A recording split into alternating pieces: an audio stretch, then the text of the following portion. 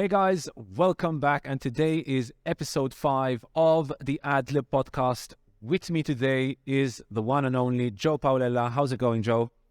All good, thank you. Excited to get into the proceedings today. It's going to be an interesting one. Definitely an interesting one, especially because last week we were all positive, and this week we're going to be a bit more negative. Franco, how's it going, Franco? Ready to give us more trivia on horrible movies? Also, I don't have any trivia so far on the horrible movies, but Happy New Year, first of all. It's a new year. Episode 5. Can you measure it's already episode 5, sir? Damn. 5 weeks. Foresee, by episode 10, we have our first international guest. I'm already putting the feelers out to the But technically, I'm an international guest. Technically. Fair enough.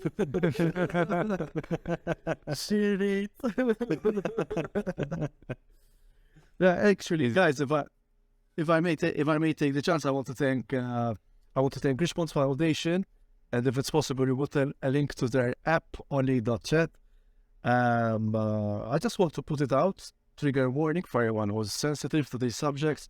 I didn't end and start the year on a good mental health, basically. And I have to thank the workers at Response Foundation for helping me out. Just guys, also, you're not alone about this, and if anyone's listening is going through some icky moments, just reach out, go ahead, talk to your friends, and I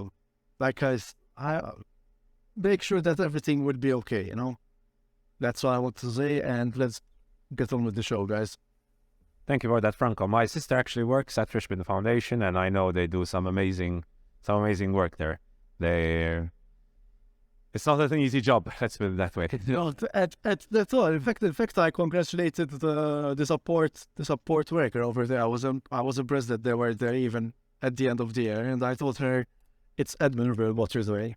So, guys, take advantage of this app, and I hope everyone out there will start the year on a positive note. Yeah, the holidays aren't always the easiest period of time. Not after 3 years of me being like, woo, party all the time. Not really, I mean. But yeah, three months back here haven't been the easiest 3 months, but and that's saying something. But anyway. All right, Franco, thank you for that, though. But I think it's something that definitely needs to be mentioned. All right, so let's get into the show. So what is the Adler podcast all about? It's all about movies, TV series, video games. The show, as always, is split up into a number of segments this week. In the first segment, we're going to be talking about movies and series and any games we've been playing in the past week. I'm guessing that's going to be a very short segment, at least in my case. Then we start talking about the biggest news of the week. Again, that is also going to be quite a short segment because, as you probably already know, this period of time is not one which is usually filled up too much with any big news from the movie and TV series industry. But then we are going to get into probably the most interesting segment of this week's podcast, which is going to be our biggest disappointments and what we consider to be the worst movies and TV series of the year, which we will be discussing together. And I'm sure that's going to create some very, very interested and heated discussions. So let's get into it. Franco, do you want to start? What have you been up to this week? I was imagining you insert the dramatic be very meme now, like interesting. Dun, dun, dun. So, I got this book by this unknown, like, indie director called Quentin Tarantino. Who's that? I've never heard of him. No, maybe he did the small movie called Once Upon a Time in Hollywood. So I don't know if you heard it, guys. No, never seen it. No, what's that? No. Is he the one of Fight Club? Yes, that guy. Well, but it's incredible how flowing his writing is. And something which immediately came to mind while I was reading his first chapter is if future directors were right about the movie-going experience, as Tarantino writes, because we're so immersed into this streaming culture that I feel that slowly moving away from the cinema-going experience. I'm going to admit, I'm calling myself out here because I haven't been to the cinema in ages, except for this one art called cinema at Spazio Creative. But I do miss going to, like, I should have watched Top Gun Maverick, for example, in cinema rather than watch it on my laptop screen.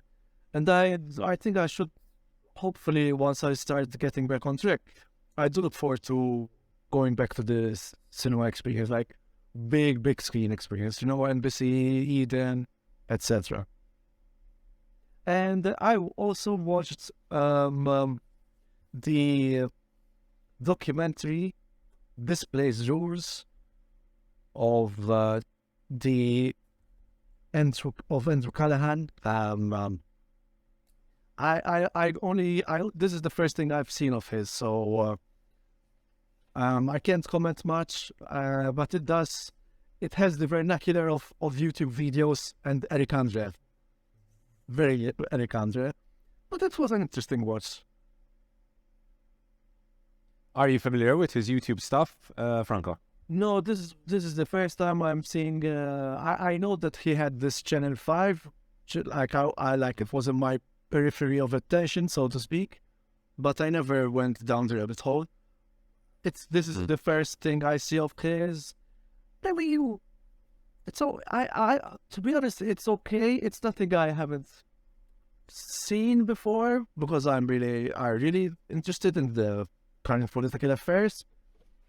And but it was there were some genuine moments of like, that's interesting, especially the last bit. There's a good twist at the end. But it's like it feels like again. But this is because maybe I'm in my own echo chamber. I've heard the story before, so I'm used to these stories now. Mm-hmm. Otherwise, for Andrew Callahan fans, it's a must watch. Yeah, I'm a big fan of his. I think I've watched all of his stuff on YouTube. I became familiar with him because, like we were discussing prior to the show, I watch a lot of Hassan. I used to watch him a lot on Twitch. Now I don't have the time to watch him anymore, so I just watch his YouTube videos. But they're very big friends, and Hassan reacts to a lot of his videos, so I get to watch them that way. I haven't watched it yet, so I can't comment about the quality of the documentary.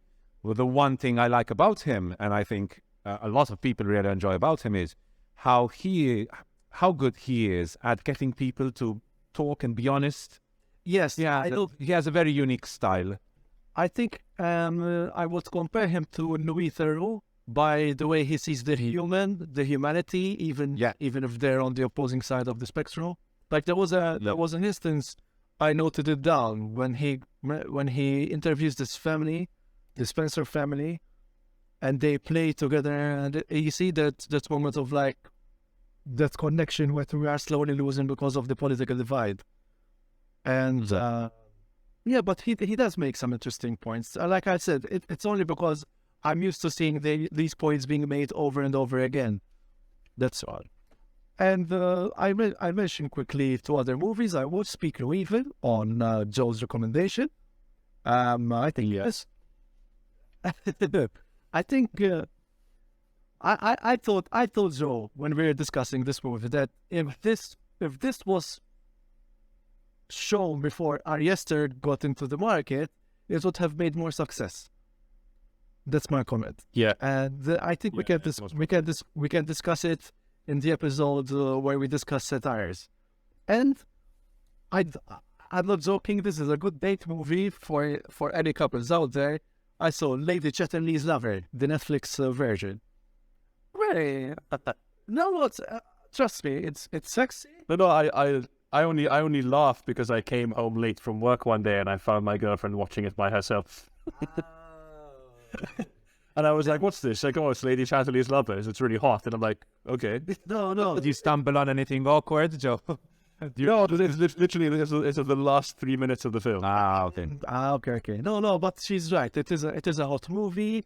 it is a date movie, and if your girlfriend said it's hot, it must mean something. So, any guys out there looking to watch something hot, and your girlfriend also wants to see something hot, go for it. No, but it's it's good. It's directed by a female director. Her name is a bit of a mouthful. I like the turn by Joey Richardson in it, and I like the cinematography. Lots of blue and lush greenery. I mean, the English countryside never looked this beautiful. Emma Corrin does a good job.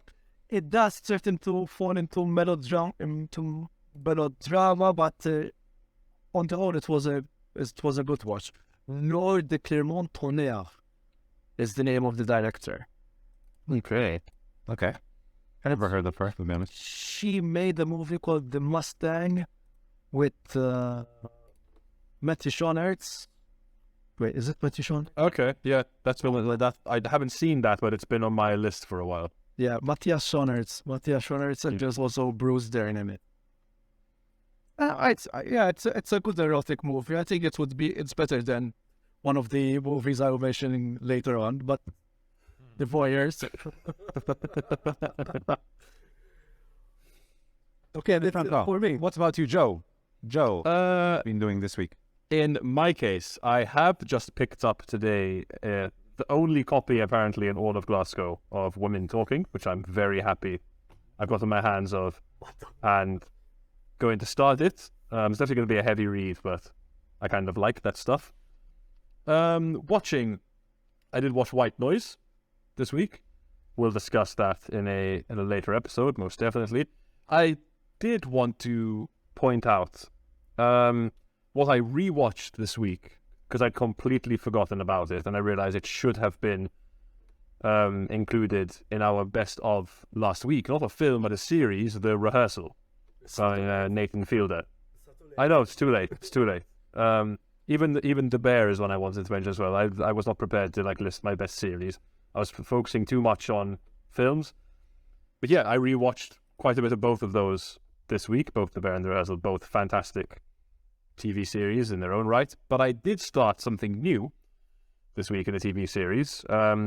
It's on Paramount Plus, and I watched that through my Amazon. And it's Minx, which is in 1970s Los Angeles. An earnest young feminist joins forces with a low-rent publisher to create the first erotic magazine for women. Now, despite it not being explicitly based on a true story, it is based on in that time period before there was a true erotic magazine for women. So it's based on a number of true accounts, basically, which kind of blend it into one. I watched it because the main actor in it, the co-lead, basically the two leads are Ophelia Lovibond and Jake Johnson. I love anything Jake Johnson does. I grew up watching him in New Girl. I thought he's just a very charismatic, very likable actor. And he is, again, in this. And Ophelia Lovibond is great. And it's just a very... I've never seen more dicks in the pilot of a TV series in my life. Easily, and I'm not even kidding here, easily 40 dicks in the first episode of the show. And You kept count. No, that's a general ballpark, pun intended. But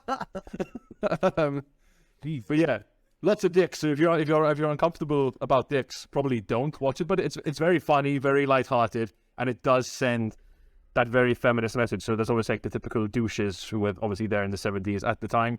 But it's very pulpy, very fun, very likable. I can recommend it. I haven't finished it just yet. I've got the last couple of episodes. But I've it's been a very easy watch. It's just one, even though I believe the episodes are about, I think they're 40 minutes long, each episode. But it just feels like one, I can just keep watching it endlessly because it's just so easy to watch. It's very good. Very good soundtrack as well. And obviously just the 70s rule. Very bingeable then. Yes, extremely bingeable. I got to binge. I got through 7 episodes out of the 10 that there are within 2 days, which for me is ridiculous. Okay. Have you seen Jake Johnson and Drinking Buddies, Joe? I haven't seen Drinking Buddies, actually, no. One comment I will make. I watched it. I was enjoying it, but the last act was a bit... it's wholly improvised, by the way. It's a wholly improvised movie with Olivia Wilde in it and Jake Johnson. Great chemistry between them. But the last 30 minutes was a bit... Okay, where are they going with this? Well, I recommend it to you. I'll watch it. I mean, I love him in anything. Like, I just think he's so likable and charismatic. Like, even in Safety Not Guaranteed, which isn't a great movie, again, he's very likable in it. His voice work in Spider-Man Into the Spider-Verse, I thought was great as well. New Girl, I know it can be quite a lame show, but I just find him, again, just so endearing in it. I just keep watching it. Jake Johnson, he's Noir Spider-Man, right? No, he's the Spider-Man with, like, the biggest role apart from Miles Morales in it, like the washed-up Puff-Belly Spider-Man. Hello. All right. Yeah. And what did you say about Safety Not Guaranteed? Safety Not Guaranteed, he had a role in that. I mean, I don't love that movie, but I watched it because Jake Johnson was in it. I haven't. And he's... Because No, I mean, I like the plus. yes, I was going to say, I love the Duplass brothers, but I feel like it's one of their weaker ones because Colin Trevorrow is the one directing it, to be completely honest. But I like that it exists. I like that they keep pushing their... I mean, anyone who tries to make a film as a wannabe filmmaker like myself, you have to love the Duplass brothers because they're the kings of coming from nothing and then doing their own thing. They'd be great guests. They would be great guests. Yeah, incredible. I think they'd probably be the most likely to say yes as well. Them or Jim Cummings. Which, if you guys haven't seen any Jim Cummings films, what the fuck are you doing? You should go and watch some. Go watch Thunder Road and go watch The Wolf of Snow Hollow. Do it right. Oh, just so And the beta test as well. Thunder Road has been in my watch list for ages. Thunder Road, after I watched it, became one of my favorite films of all time. I don't know why, it just clicked with me completely. Love that film. The short is probably better than the feature, but the feature at the same time is probably better than the short. I know That doesn't make any sense. it's yet another comedy actor trying his hand in horror. So Yes, no, the Wolf of Snow Hollow is technically a horror. It's got comedy elements. That's really good, The Wolf of Snow Hollow. okay, And he like Jim Cummings has like his own like YouTube channel where like I've spoken to him like over Twitter before multiple times because he's very much like that. He's just fully like his whole thing is look, if no one would give you the money to go make a movie, just fucking make it anyway. Just find a way to do it. Like that's what you should do. ask him on the show, man. Yeah, maybe I'll throw it out there. Why not? Well, manifesting.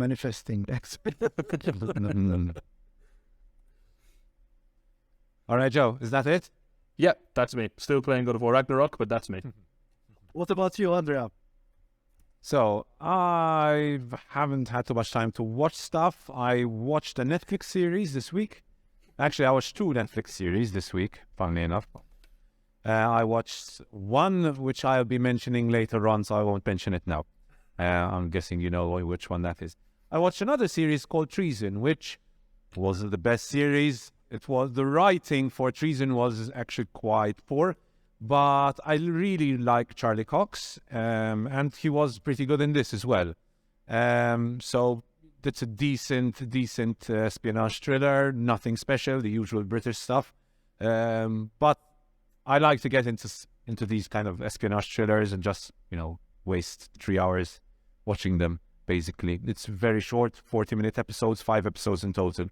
And I binged that because, like I just mentioned a few minutes ago, I love having something to binge every now and then. I've wanted to watch White Noise, but unfortunately, family and my girlfriend always wanted to watch Christmas movies. So I watched a lot of Christmas movies. It's a Wonderful Life. I watched The Muppets Christmas Carol, which is, to be fair, one of my favorite Christmas movies of all time. That is pretty much me for this past week. I've been playing, actually, because I'd like to mention this. I've been playing a rather old game, which had won the Game of the Year in 2014, I believe. Maybe Joe can correct me, which is Dragon Age Inquisition. I've been looking to get into an RPG again. I love RPGs. And I don't know how it came up. Anyways, it was downloaded on my Steam. I started playing it.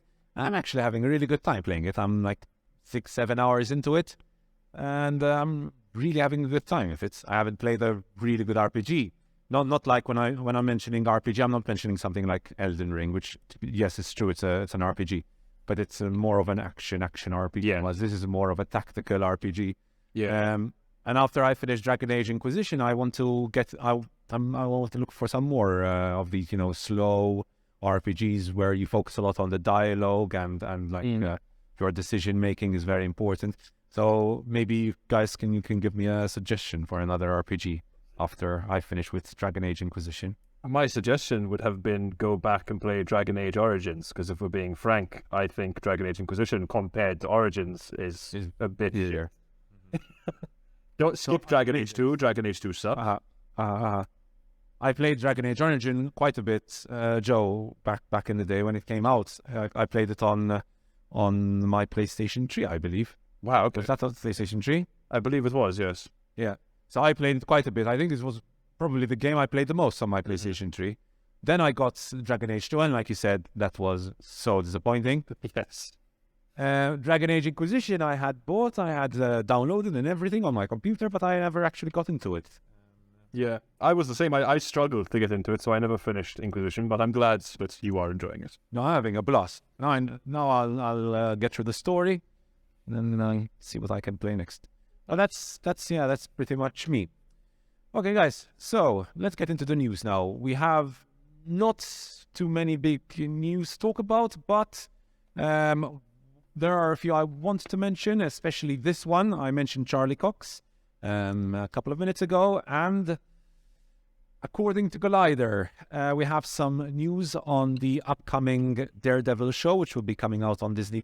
And basically, Netflix did the unthinkable with their corner of the Marvel Universe by building mature superhero stories that seem to happen in the real world. So when Marvel Studios brought Charlie Cox back as Matt Murdock for Spider-Man No Way Home, some fans hope to see the devil of Hell's Kitchen return to his gritty ways, just like in Netflix's Daredevil show. As a result, people were disappointed when Cox showed up as a quipping, happy vigilante in She-Hulk Attorney at Law, which, by the way, we will be talking about later on as well. Cox's latest Marvel Cinematic Universe cameo also put a damper on the upcoming Disney Plus series Daredevil Born Again, as fans no longer believed the Vigilante solo series could be as dark and bloody as before.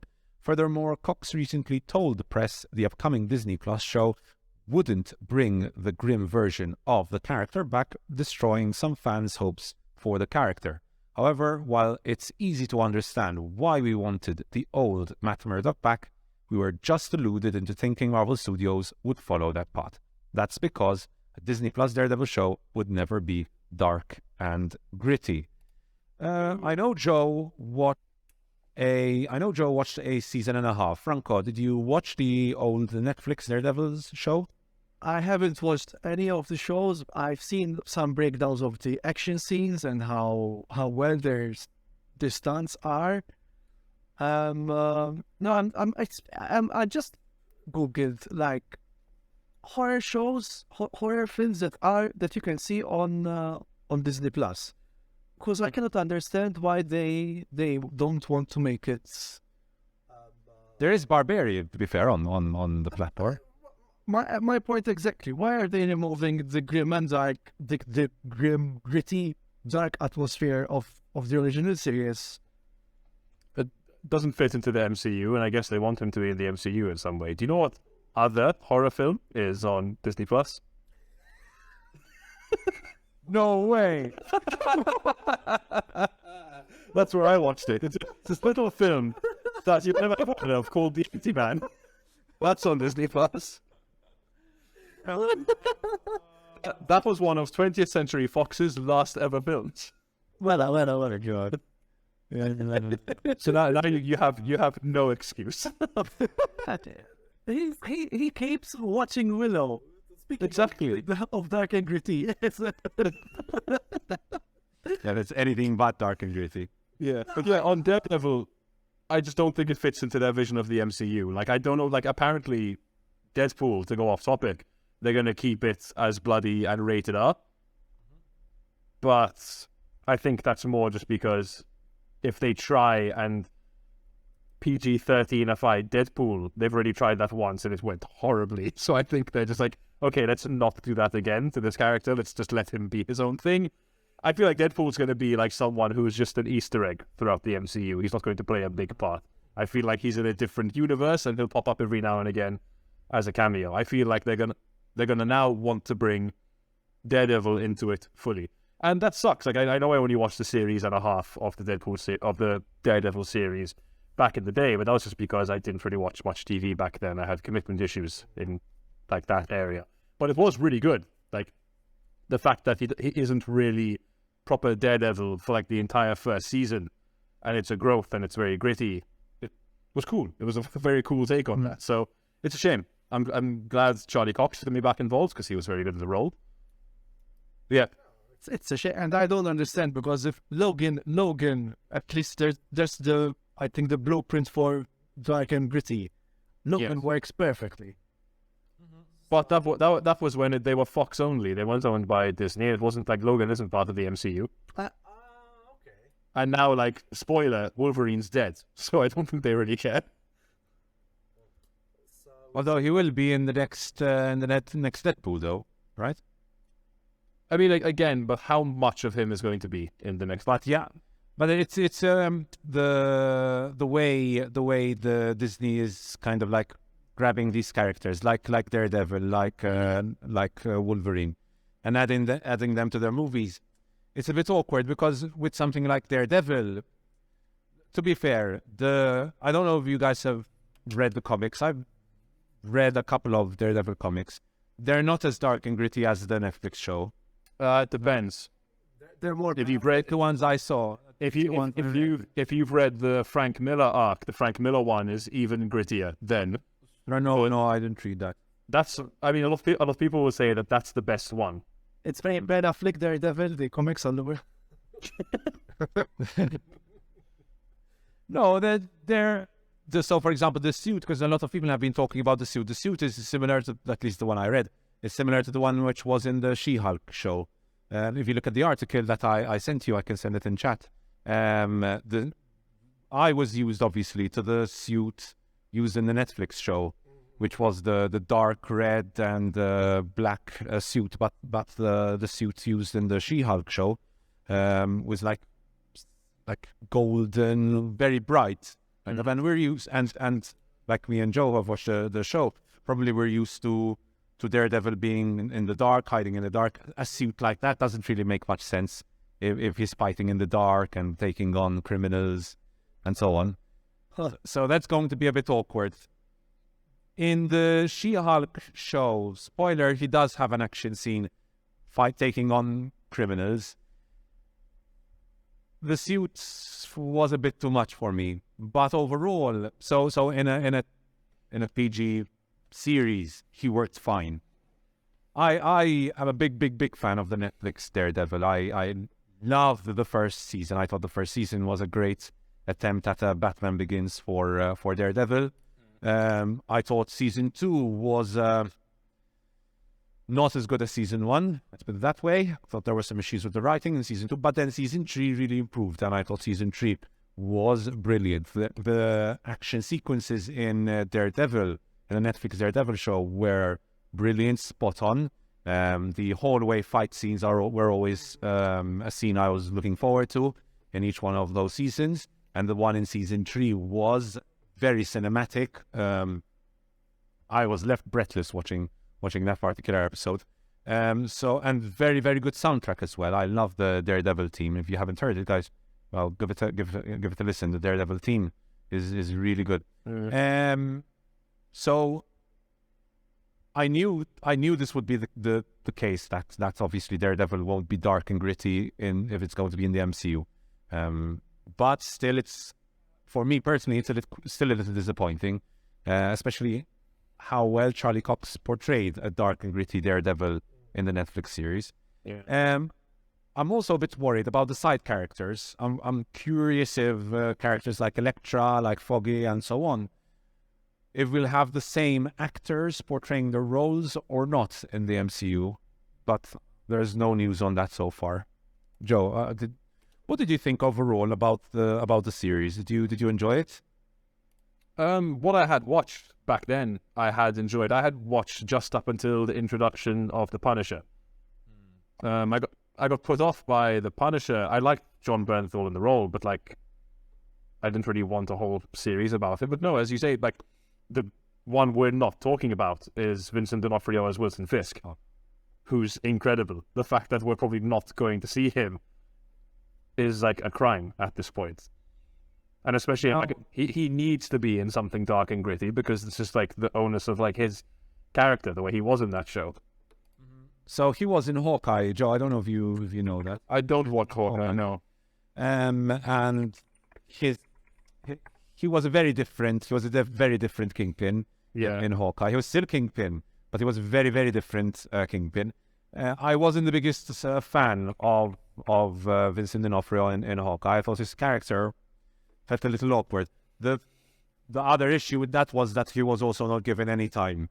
Yeah. To like develop his character and give us an introduction to him and so on. Just appeared. Here's the baddie. Fight. And that was That sounds very Disney Marvel. Yeah. Yeah. So that obviously did not help. That obviously did not help the actor. Yeah. But I'm sure, I'm pretty confident he will appear in the Daredevil show. I suppose he'd have to. I was just looking it up. A lot of people think that Mysterio is going to be the main villain, which just doesn't make any sense. So I digress. Jake Gyllenhaal is a fairy. I don't know about Jake Gyllenhaal, but I mean, I guess it should be, according to the MCU.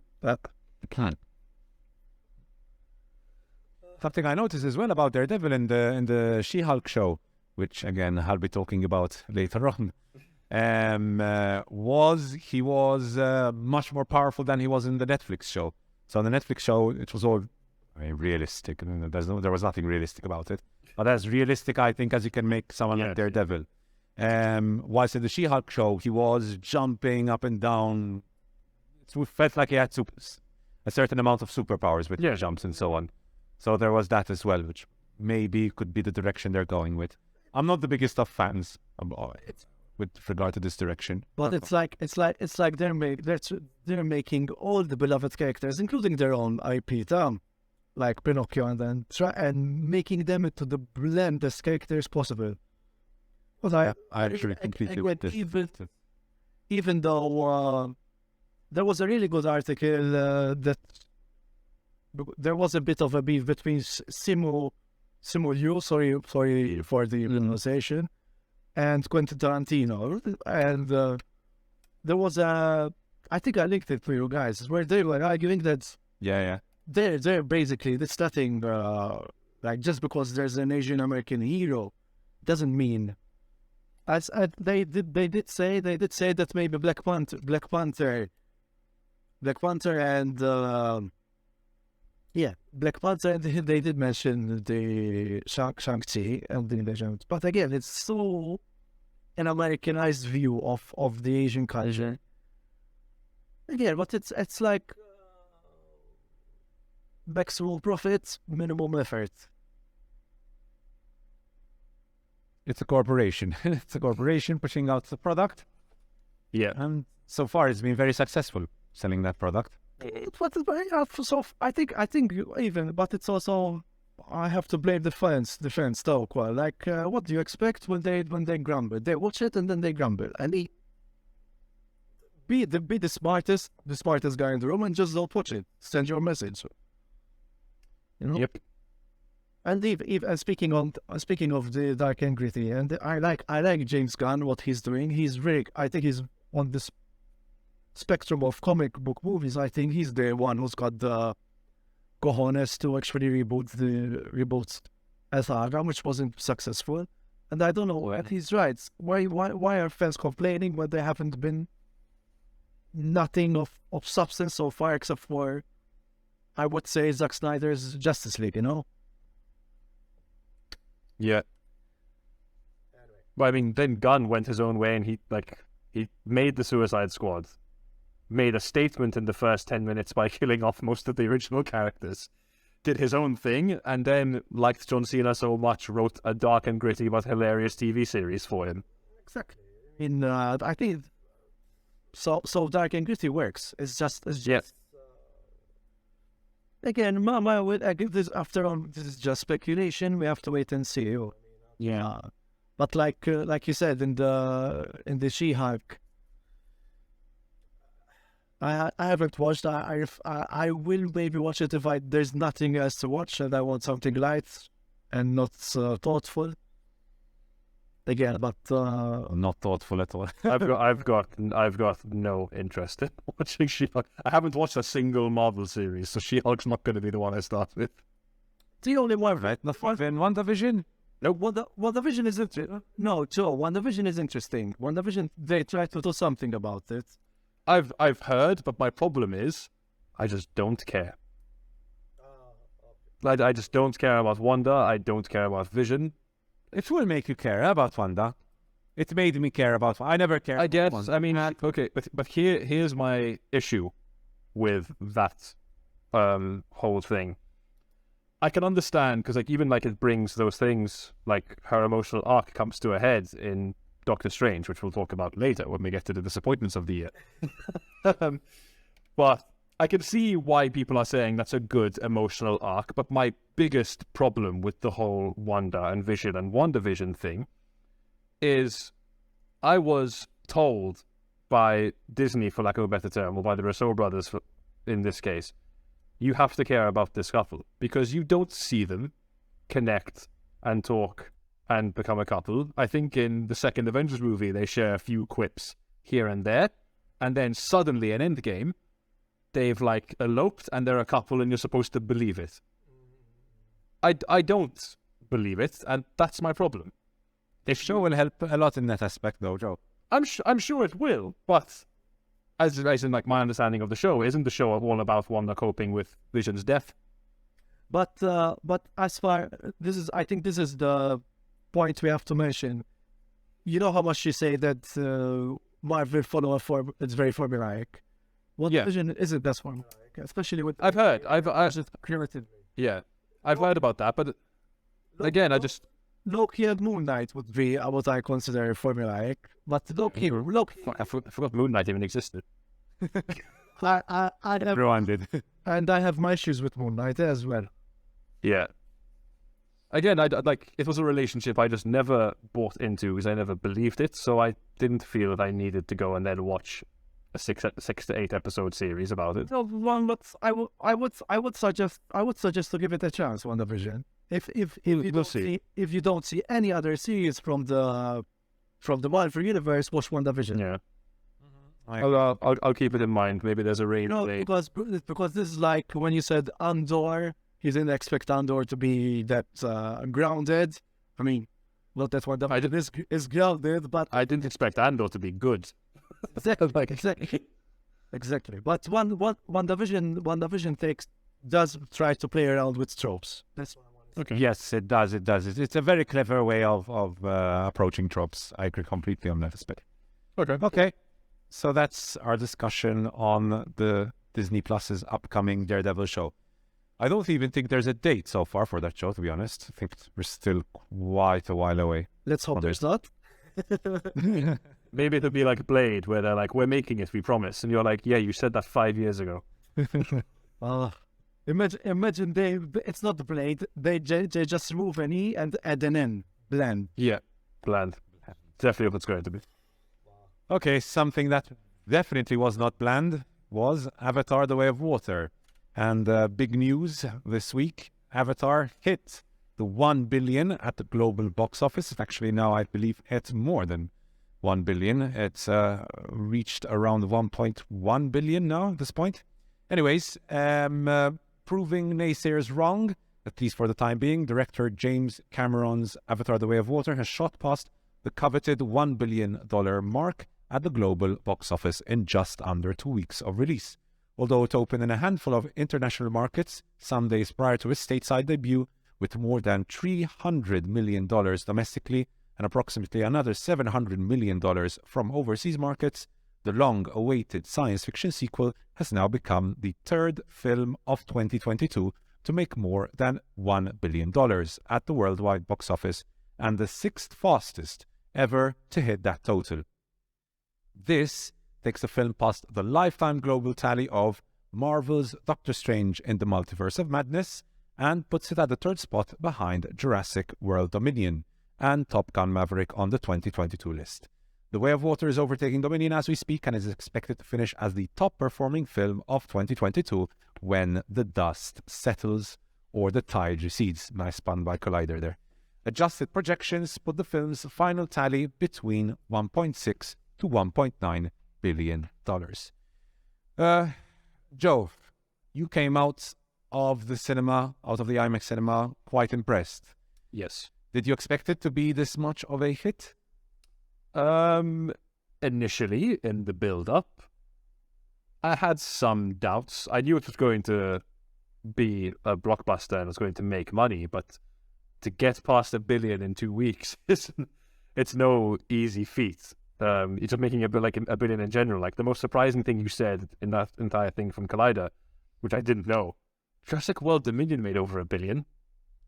People love going to watch dinosaurs in the cinema. What the fuck has happened to the world? Anyway, Wait, sorry. Dominion made how much?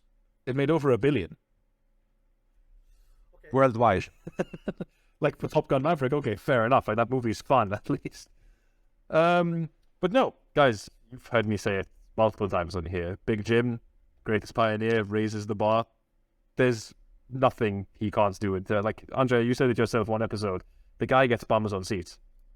And frankly, after the last 2 years that cinema theatres have had, and I'm very much someone who is like, go to your smaller cinema and watch an art house film or an indie film and support that.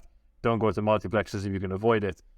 But this is good for cinemas everywhere, because at least in Scotland, even the smaller, more independent art house cinemas were showing things like Top Gun Maverick, and they are showing things like Avatar: The Way of Water because they know it's going to attract people in and they need that revenue. So the good thing about it is, Franco mentioned at the beginning of this and the theatre going experience and Tarantino's thoughts on that. People still love going to the cinema, and long may it continue. You just have to give them something which is quality, basically. Yeah. Franco. When that was James Cameron, I wish I had 1 billion right at the moment. 1 billion sounds nice. How much did the movie cost? 400 million, right? About 400 million, yeah. Yeah, around 400. I think he's quite the businessman in this case, I guess. I mean, Does 400 million include the marketing? I don't think it does. No, that's just the budget, production budget. I think he had said in order for the film to break even over the amount of years and like obviously rental of equipment, stuff like that, I think he said the film would have to make 1.3 billion in order to break even. Yeah, in fact, I have it listed here. So the filmmaker previously stated that The Way of Water would need to finish as the third or fourth biggest film of all time, which means the film would need to haul in approximately $2 billion at the global box office to be considered profitable. that's chill. Wow. So we're there. It's on the way. But it's funny. I think you mentioned, Andrea, that one of the actresses, either Falco thought that the movie bombed. It's already. Yeah, I think Joe mentioned that. Yeah. It's all right. It didn't bomb whatsoever. Now. No, you know what? 4 years ago, she filmed her scene 4 years ago, was it? I mean, to keep the puns going, it made a splash. Yeah, it did. Okay, so just a quick update, because I forgot to mention this, because yesterday as I was looking up the news, I read that this past weekend, Avatar: The Way of Water earned 63.4 million, meaning that was a 0% drop from its second weekend, which is incredible. Yeah, it's nuts. 0% drop from the second to third weekend. That is truly impressive. Is it still on in multi-cinemas? Because I might... Oh, it will be on for weeks and weeks. You were saying that you need to go to the cinema and watch big films in the cinema. Definitely go to the cinema for this one. It would be a good date with me, myself, and I guess so. I mean, I did the exact same thing and I had a great time. And I was really hungover. I think the last time I watched a film just by myself was Revenge of the Sith. It's all amazing. Wow. Damn. Was just I watched Morbius on my own. by that No you one mean- would come with me. I was going to say, by that you mean you're probably the only person in the theater. No. There were a couple of other guys. Everyone was on their own, by the Yeah. way. It was me, a dude in the middle, and a dude in the front, all on our own. That's creepy. That's like the incel screening. I think Yeah. I think when they walked out of the movie, they looked at themselves as like, let's never speak of this again. You didn't see anything. I can imagine. We'll be talking about Morbius as well later on, by the way. That was this year. Oh, last year. It's last year. That was, last year. Yeah. Last year. Sorry. Okay. So that's Avatar. Next.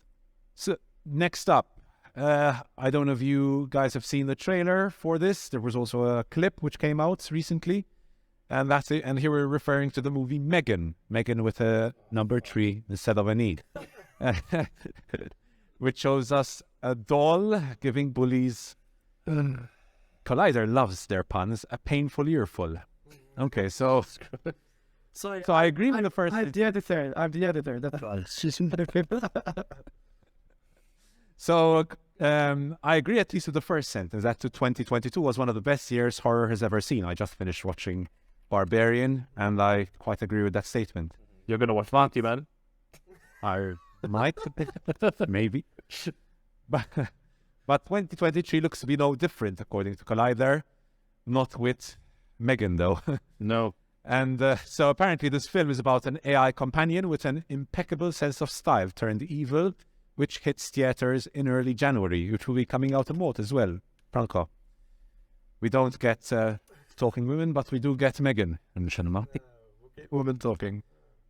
Women talking, but we don't get Megan. But again, I mean, in case of multi cinemas, I have to say these are the movies people go to, and they say, like, not to be a cinema snob, but I don't think we have a discerning audience or more as such. But again, I don't want to be a cinema snob. If this is what gets bumps on seats, fuck it. It is. I'm a teacher, and I see what my students love watching, and my students love watching these kind of horror movies, these cheap horror movies. They just adore them. Yeah.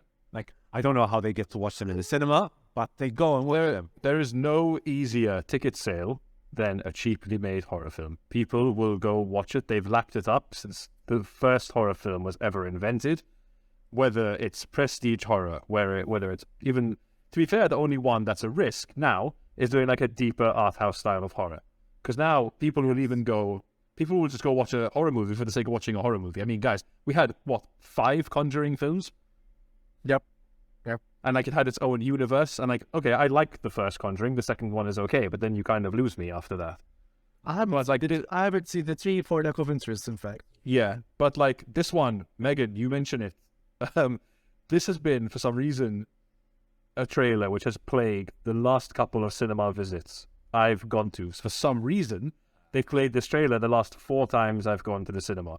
And every time, I'm like, this looks dumb as fuck. But then a part of me goes like, this could be really funny to watch with my friends at like 3 a.m. after a couple of drinks. And a bit of Yeah, maybe. the Devil's Necklace. Maybe. That could make anything bearable. I mean, isn't like they say Malignant is schlocky, but with a tongue-in-cheek factor. But I think this is. Oh yeah, no, Malignant is fucking wild. Like, I wouldn't say it's a good movie, but it's definitely entertaining. We have the same writer here, James Wan? No. or Akela Cooper. Okay. So Akela Cooper is the screenwriter. She's the one who wrote Malignant as well. But yeah, okay. I mean, in Megan, I just lose it in the trailer, the part where like the doll starts dancing. Apart from the fact, just like it's got this funny robot face, but you can explicitly tell that the body is a person. Intriguing. It doesn't. Yeah, I won't watch this one. I mean, to be fair, it's releasing in January, which a lot of people in the business will call like the month where films go to die. If you release something in January, you need something after the holiday season to just like be shut out, basically. It depends. Then again, because Blumhouse don't take their movies don't seem that they take themselves too seriously. No. They're very much like, well, I wouldn't even say bordering on like B movie, but they're very much that like easy, cheap horror, which they do very well. And it's a very successful production, huh? Yeah. Company, Blumhouse. Yeah, so they're huge because they've got a big turnout as well. They put out loads of films. Their movies are very, very cheaply made. And they generally always make a profit, and quite a big profit as well. I mean, gosh, I know what's his name, Adolf. Roger Corman, sorry. Yeah. I mean, horror, again, it's one of the... people always try to push you in the direction. Anyone I've ever spoken to about making short films, like lecturers and stuff like that, they're like, if you can go towards horror, if you have a good idea, it's usually the cheapest and the easiest to pull off. Mm-hmm. Then again, he made The Invisible Man. They have The Invisible Man. That's good. I liked Invisible Man. Happy Death. It could go either the Happy Death Day way, Yeah, or the Halloween Kills way. So depends. yeah. I've only seen the first remake of Halloween, the 2018 one. I haven't watched the other two since. I haven't seen the remake. Plus, then again, have you seen? Have you seen Upgrade? Have you seen Upgrade? Yes, I liked Upgrade. No, I haven't. That's a great. That's very fun and very. I feel like there's a knock of Tom Hardy. What's his name? I don't know. That's what I. Logan Marshall Green.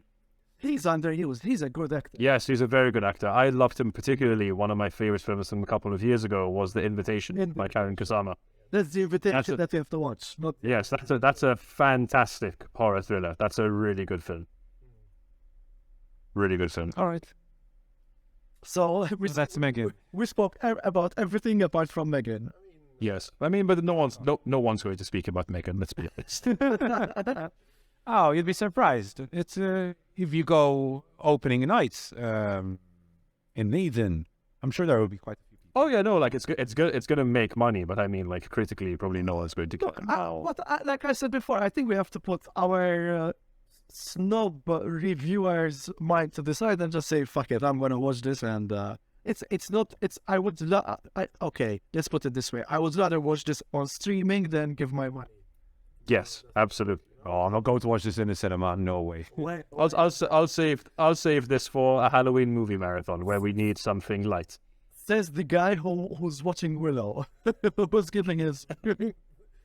Still watching that at home. Not going to. Yes, you're drive my car. You're giving away something more valuable to Willow, and that's time. Because if you can't get that back, you can always make more money. Fair enough. But I love sitting down and watching something bad. Actually leaving my house and driving to Valletta or to St. Julian. I understand that. Driving in water is the worst thing ever created. That's a horror movie in itself. Yeah. Yes. Too true. Too true. Sorry. I just had an idea. Okay. No, I have a couple of ideas to recently done. I'll speak to you later on. Let's keep this on. Okay. So with regard to Megan, I mean, it looks bad. Probably will make a profit. Probably will be reviewed terribly by critics. And Blumhouse will keep on making a profit. Yep. Oh, that's Megan. The last piece of news we have to talk about today is a movie I've been looking forward to quite a bit because I'm a big Christian Bale fan. And that is news on The Pale Blue Eye, which is Scott Cooper. And recently gave a very interesting interview with Collider on how he will be implementing the obviously the poet Edgar Allan Poe, poet and author, and the way they approach his character in this movie is quite interesting because when you think of Edgar Allan Poe, obviously you don't think of someone who's warm, someone who's witty, but that is what we will get in this movie because the film is set in 1830, and we see a West Point cadet who is found dead. After being transported to the morgue, someone skillfully removes and takes the cadet's heart. In an effort to find out who's behind this savagery, a local detective is brought in to investigate Christian Bale's August Lander. When Lander struggles to get information from the other cadets, he opts to turn to one of the row for help, a young Edgar Allan Poe played by Harry Melling. It will be out on Netflix on January 6th, and as far as I know, it's already out in certain select theaters, definitely not out in Malta. Joe, have you seen the trailer for this? Any first impressions for it? I'd seen a teaser trailer a while back, and it was kind of all I needed, because I kind of have a bit of a thing for Scott Cooper. Despite him not always making the best films, I still think every film he makes is fairly interesting, from its themes to its general look, and even just its general outcome. I loved when he did Crazy Heart a couple of years ago, the kind of pseudo music biopic starring Jeff Bridges. Really, really good film. I liked Hostiles, which was also a Christian Bale as well. I thought Antlers was a decent idea.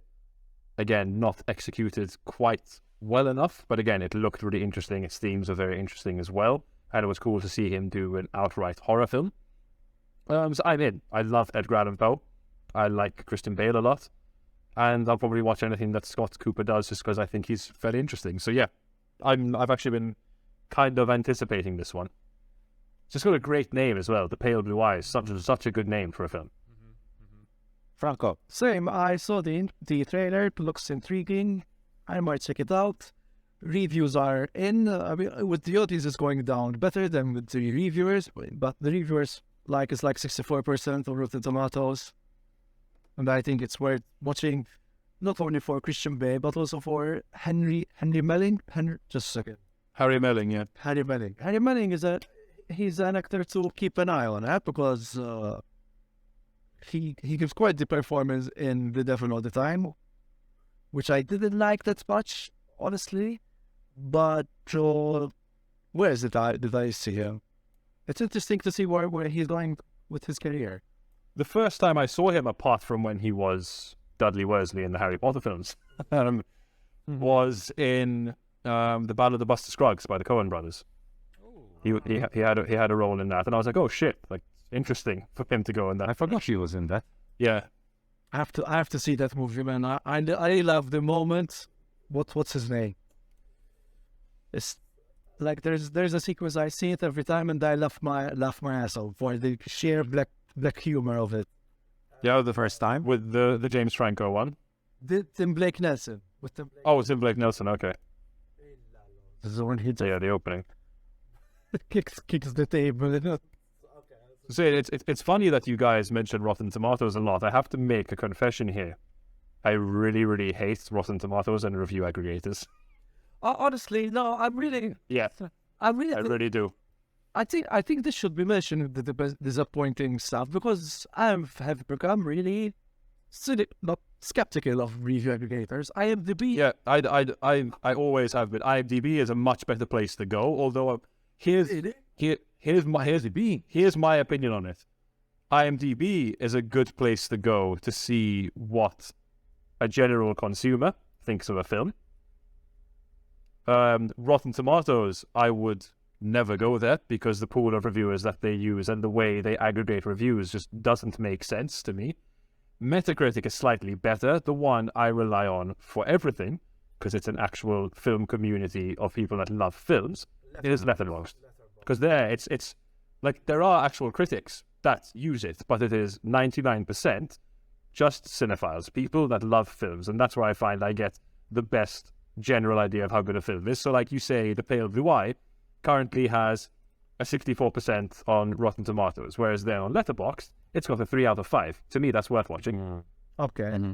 Okay. I should get more into Letterboxd. And if you don't, like I know you guys had said, like, you need to make a list like the films you have. Letterboxd has all of that. It has a watch list. You can make separate, like, if you want to make a separate list every time someone picks up a cat in a film and films where that happens, you can then add films to that individual list. And I've been using it now for about 4 or 5 years, so my watch list is about 2,000 films long of things I need to watch. But no, it's good. It's for me, it's the best one. Congratulations! I just signed in, and all the you from Friends is Joe Paulin. There you go. I have an account as well, but I barely use it. No, for me, it's the best one. I mean, this isn't telling. I mean, I tend to steer people away from Rotten Tomatoes for review aggregation. If people wanted that kind of review aggregation, I put them more towards Metacritic, just because the way they aggregate from the review pool that they have, apart from their pool of reviewers being better, I feel is a bit more honest.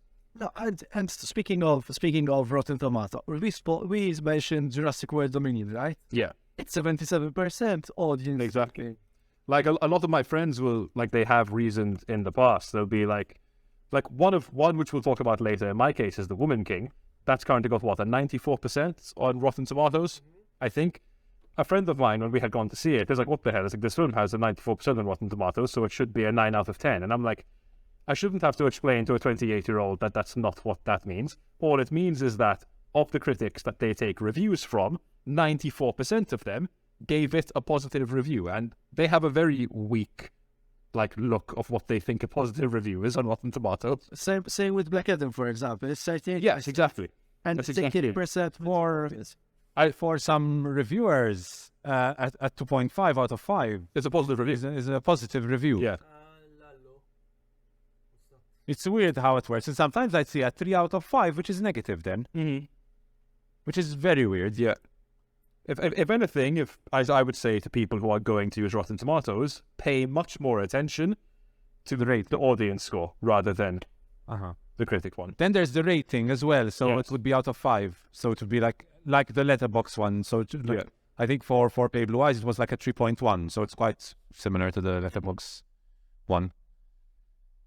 So I was just looking at a list of Harry Melling's most recent movies and series. There are quite a few I've watched recently. He was in The Musketeers. I don't know if you watched that series.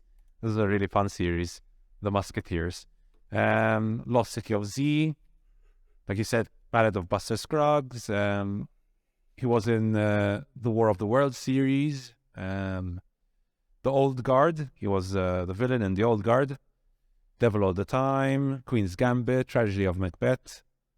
He's been in some decent stuff. I wasn't the biggest fan of his in The Old Guard. He had a very weird villain role in that. But apart from that, I thought he had some decent roles. Anyways, so and that's with regard to Scott Cooper's upcoming movie, The Pale Blue Eyes. I have decent expectations for this. I loved Hostiles. I think Hostiles is one of the most underrated movies Hostiles is good. I've ever watched. It's very good. Amazing cinematography, really good soundtrack. Yeah. Well shot. Well, Christian Bale is great in that. Very, very underrated movie, in my opinion. Yeah. Have you watched it, Franco? No. It's on my radar, but I haven't watched it. I know I know it came out at the same time as Jennifer Kent's Nightingale. Nightingale. Yeah. I think around the same time. Yeah, I think around the same. 17. It was all, even Madonna Nightingale. I haven't watched it yet as well. What? No. If this is going to become your empty man, Franco, you have to go watch the Nightingale. Well, Nightingale is Yeah, my all-time favorite movie. Again, viewer discretion is heavily advised. Yeah. and Nightingale. It says that it was released 2018, but I think in Europe it was around the same time it was shown. Hostiles was delayed. As far as I was Nightingale much later on. Nightingale premiered at the 2018 Venice Film Festival. I watched it in Spazio Creative, I remember, the first time they showed it. Hostiles or Nightingale. Oh no, Hostiles I watched online. With my family. So, a really good movie, so Hostiles. We say I've just seen, to go off topic, in news that, I mean, it's sad, but then it's quite worrying, but it will probably upset Andrea the most, I think. Jeremy Renner has been in an accident, and he is in critical but stable condition after snow plowing near his home in Lake Tahoe, Nevada. But he's in a stable condition. Apparently, yes. He was airlifted to hospital. But apparently he's stable, but apparently it's pretty bad as well at the same time. Ooh, all right. Good luck to him then. Mm-hmm. I like him. He seems like a really nice guy, Jeremy Renner. But apparently what he does, he's got a number of snowplows on his property, and apparently he very regularly helps out the local fire department in his town because he's got this very like expensive equipment. So he seems like a decent enough guy. Yes, he's definitely a nice guy. And I liked him in Hawkeye. I know Hawkeye gets a lot of hate, but to be honest, I actually did quite enjoy Hawkeye. The series. Sorry, can I just mention 2 reviews I just saw on Letterboxd of Glass Onion? So, one of Go them, ahead, Franco. the biggest mystery to hit the Greek islands since Sophie Sheridan invited her 3 potential fathers to her wedding. That's Glass. and this is a review of Avatar: The Way of Water. That frame rate got me waiting to pick up the controller and start playing. Yeah, same thought. Like I mentioned in my review, I thought my game was lagging at the end when the frames switched from 48 to 23.9. I couldn't stand those frame rate switches. That's really showed. And I read, by the way, Joe, I read a lot of people discussing this issue that I had. And apparently you have to watch it in IMAX and in 3D not to notice it as much. Yeah, I mean that was my experience. So there you go. Yeah.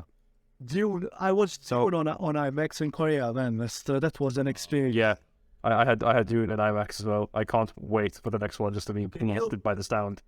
Oh, Joe. Talk about it next week, guys. Joe, We anticipate. So do you remember the quote spoken in is it Ardo? Yeah. In Lando? That's the first goosebumps. I still get the goosebumps. Remember, like bark, top. Yeah.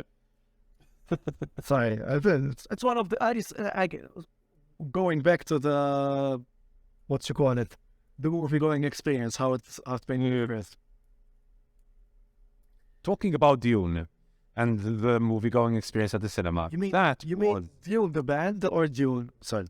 I love Dune the band. I go to watch every one of their concerts. I love Dune. But talking about the other Dune, that even loves Dune. That was the one movie where I went to watch it in Eden Cinemas. Back then it was still in Cinema 16. Now Cinema 16 is done for, thankfully.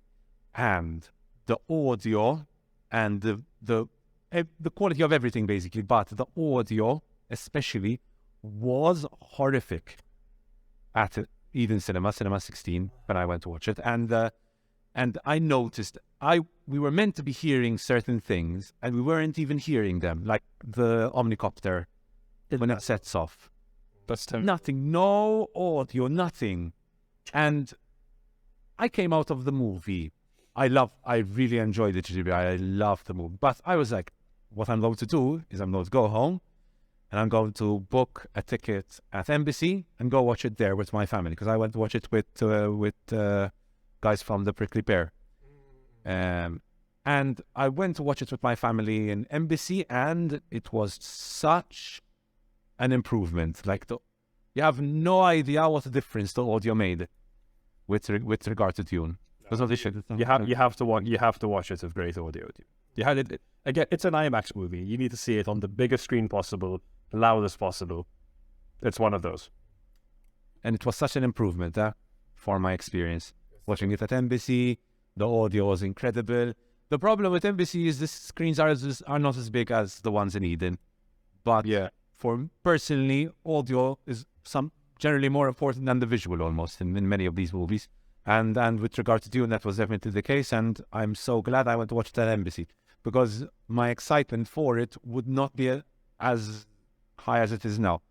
Because I love Dune. In fact, it was my number 1 in last year's top 10 movies. And there's already still of Austin Butler in the Dune, in the second part of Dune. There is, I don't know, I haven't seen anything. Or maybe it's it. He's holding a fire, a lantern. Oh, mother, sorry. No, I haven't seen it yet, Franco. Now I have time to talk about Dune next week, because next week we'll be talking about our anticipated movies. Today is just negativity, Franco. So I think this is our cue to move on to the big segment of the week, which is basically the movies that have disappointed us the most. We'll start with that, and then after we'll be talking about what we consider to be the worst movies and the worst series of the year. But let's start with disappointments first. So to be clear, disappointments does not mean the worst. So disappointment means you had expectations. Okay. and the movie did not reach those expectations. It might still be an okay movie. So some of the movies I'm going to mention here are okay, and actually some of them are considered very good by a lot of people. Who'd like to start? Joe, do you want to start? Sure. My disappointments are very short. There's only 2 in terms of films, and there's 1 in terms of TV series, because I don't watch that much TV. I'll start with the films. The first one being, as I mentioned before, The Woman King. This was a film I was very interested from the off about the subject matter, and basically as stuff started to come out about it, it came out in the States first. There was lots of rave reviews coming out, obviously praising Viola Davis, which is going to be obvious because she is great in the film. I can't actually fault any of the performances in the film. They're all very good. I'm a big fan of John Boyega. He's in it as well. I believe he's like an executive producer on it because he cares about these kinds of stories, which is good. We need these kinds of historical epics based in Africa about African culture. Deeply interesting. Love all that shit. But there were the comparisons coming around. People, like a lot of reviewers are saying like, oh, like this is basically like Gladiator but set in Africa. And like that instantly gets me excited when I hear stuff like that. 'Cause I'm like, fuck, I love Gladiator. I watched Gladiator like 20 times. And anyway, quite excited. My friends had come up to Scotland for about a week, and we had gone together to see it, with all of us being quite excited. And it just kind of like, thank God we were in a cinema where we had like nice leather, big recliner seats, and we were comfortable, because it felt really long. It felt about an hour longer than it actually was, and I believe it's about 2 hours and 20 minutes. And it kind of just felt like you can't see me right now, but I'm just like shrugging my shoulders. Is it just kind of like that was okay. Like it was totally inoffensive, just okay. But when I'm expecting Gladiator in Africa and I get just okay, I'm quite disappointed. What did make it worth it, which was, it's actually quite funny. Like 1 row below me and a couple seats along, there was this girl watching the movie by herself. It is important to note that it was a black girl, and she's obviously part African, and seeing this depiction of Africa on a big screen, which is great. And it actually exposed to me, I do believe representation matters. It 100% matters for people to see their culture and their people represented on screen. But seeing how much this girl enjoyed this film only drove that point home for me, that it is really important that we tell these stories, because she was quite literally, they have like a particular like chant that they do, like the female soldiers. And by the end of the film, she was screaming it along with them. And normally I would tell people to be quiet in cinemas, but because she was having such a good time, it actually heightened my experience of the film. Like she was at the end properly cheering, throwing her arms up in the air and having the fucking time of her life. And I'm over the moon for her that she did. And it also makes me even more upset that I didn't have the same I didn't have the same experience of the film. Maybe the film just isn't for me as a chubby white person. Maybe it's just not for me, and that's okay. Not everything has to be for me. But it was one film that I was a little bit disappointed in. That's my first one. If anyone wants to chime in. Joe, can I ask you something? Go ahead. Really quickly about it. So I was going to go watch it. I don't know why I didn't. Something must have come up. But I remember people talking about a lot of historical inaccuracies. I don't know that matters at all to you or not. I'm going to be completely ignorant and say I didn't look up anything to do with the historical context of the film, just like I wouldn't with Gladiator. Like when I hear a film is like Gladiator, I'm like, okay, it's going to be pretty historically inaccurate, but it's going to be epic. It's going to have a good soundtrack. Look, at least Gladiator 2, the one that is coming, isn't going to be the original Gladiator 2 written by Nick Cave, which we could honestly do an entire podcast on, because that involves Maximus fighting his way out of hell and going to World War II for some reason. Huh. But anyway, I mean, I'm up for that. And Nick Cave. yes, I am up for that. yeah. But anyway, when I hear a film being compared to Gladiator, I expect it's going to be big, it's going to be epic, it's going to be emotional. I don't really care about the history because I just don't. I don't think historical films necessarily have to be accurate as long as the story is good. But again, it's kind of like a film, like there's nothing really objectively wrong with it. Like, the performances are good, the soundtrack's good, it looks very good, the action is quite good. It's just like, it's a lot of nothing, in a way. I didn't feel the emotional hook of it. I also saw the kind of twist that there is in the film coming from the first 10 minutes of the film, which is never a good thing when something like that happens. But, again, just me. Okay, I haven't watched it yet. What else do you have on your list, Joe? On my list, I actually had to bite my tongue last week because this was one of the favorite films of our dear guest, Cassandra. Before I mentioned this film, I fucking hated this film. Like, I literally felt like I wasted 3 hours of my fucking life on this.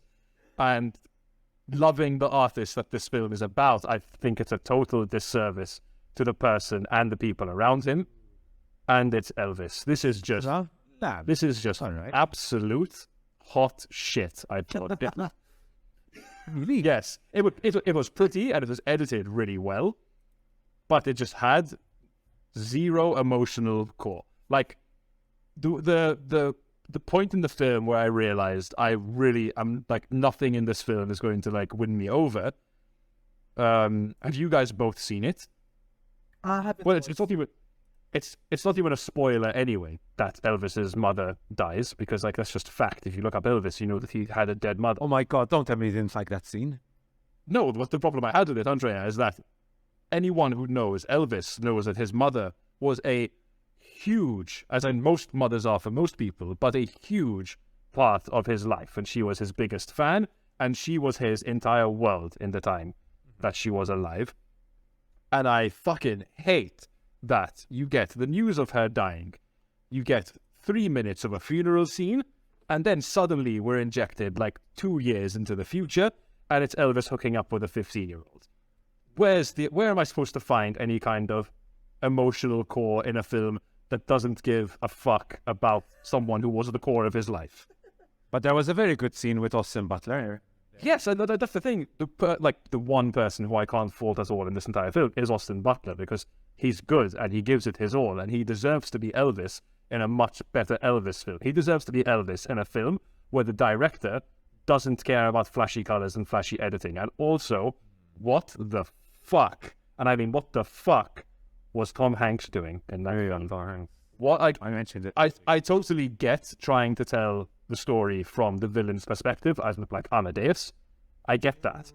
But when you have such a shit, and by shit I don't mean like a bad person, because he is a bad person, Colonel Tom Parker, but just such a bland, nothing villain in it with an actor who's not even giving a performance. It's almost cartoon character what he is at certain points. And I couldn't, by the end of this film, I'm just like, I'm sitting here because I've paid £16 to sit, because I went on a date tonight with my girlfriend to see this film. There's basically 5 minutes down the road from us, there's a nice like kind of like boutique theater where you sit on like nice leather sofas, and it's a bit more of an experience. So we had a nice dinner, and the tickets are always a bit more expensive at this place. They're about £16. I'm like, my girlfriend was fast asleep an hour in of the 3-hour film. And She didn't like it either. she hated it. Normally, if she's missing something good, I nudge her and I keep her awake. But on this one, I'm just like, that's a good idea. You should sleep because you're not going to care about any of this. And literally, I said to myself, like, the only reason I'm here is because I've paid £16 for the both of us to get into this. I'm going to see it through. I said maybe it has a good emotional ending. But like, for me, you can't. For me, emotion goes hand in hand with art, whatever art that is. And I can't get behind a film depicting an artist where it has next to no emotions. It's one of my main problems with Bohemian Rhapsody, which I've so far dubbed Bohemian Crapsody. So, But I think, I'm going to be honest, Elvis I enjoyed much more than Bohemian Rhapsody. yes, because at least Elvis is extremely competently edited. I've seen Need. I've The seen Need.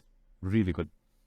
I would say neither are worth your time, Franco. I was very excited for Elvis, because like, okay, Baz Luhrmann's coming back. He does these big bombastic films. It's definitely going to look pretty, but he needed a screenwriter and he needed an editor in this case, because it's very flashy, it's very pretty, it's very, very dramatic in certain instances.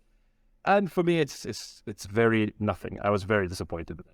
It's not on my worst of the year, but I was very disappointed. I'll watch it on my own in my own terms, but it's good to have this like word of warning. But because I know and it's funny because Buzz Lerman isn't a huge fan of Elvis. Maybe it showed through there.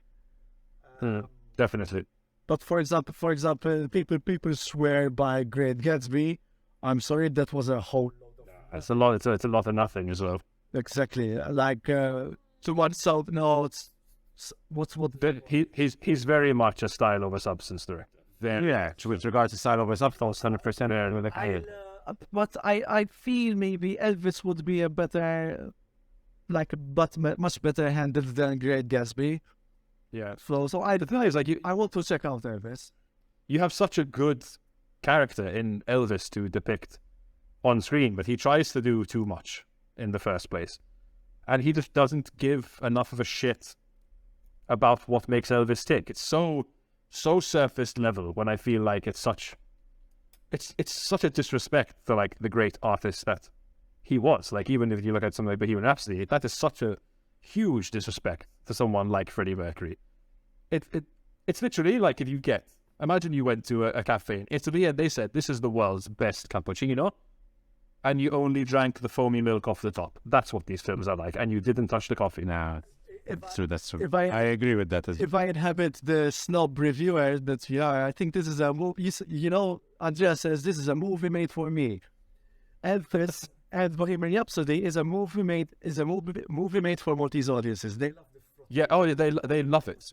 They love it. When I was working at Eden, it was around the time Bohemian Rhapsody had come out. In the 6 months, because I only worked at Eden for about between 6 and 8 months. I didn't last very long there because I was going to kill myself. But in the time I was there, the entirety of my time there, and Bohemian Rhapsody had come out about 2 months before I started. Bohemian Rhapsody was in cinemas for the entire time I was at Eden. And at every Friday it would get big showings in Cinema 16, back when that existed. That's true. Oh, and then it's funny because at lunch yesterday, my cousin mentioned how much she loved 1883. It's an interesting. I think it's an interesting topic to discuss with these audiences, because how many times they bash them on their heads that what these audiences don't know, they don't discern, they're not discerning viewers. I mean, then again, Casa de Papel with all the Bella Ciao now. Mm-hmm. Getting on my fucking nerves, and the people missing the whole point of the song. I mean, and Squid Games. I think these people are ready to watch something different. I mean, given the right ingredients and the right timing. What was the point that I was wanting to make? No, but I wanted to contradict myself about being a snob reviewer.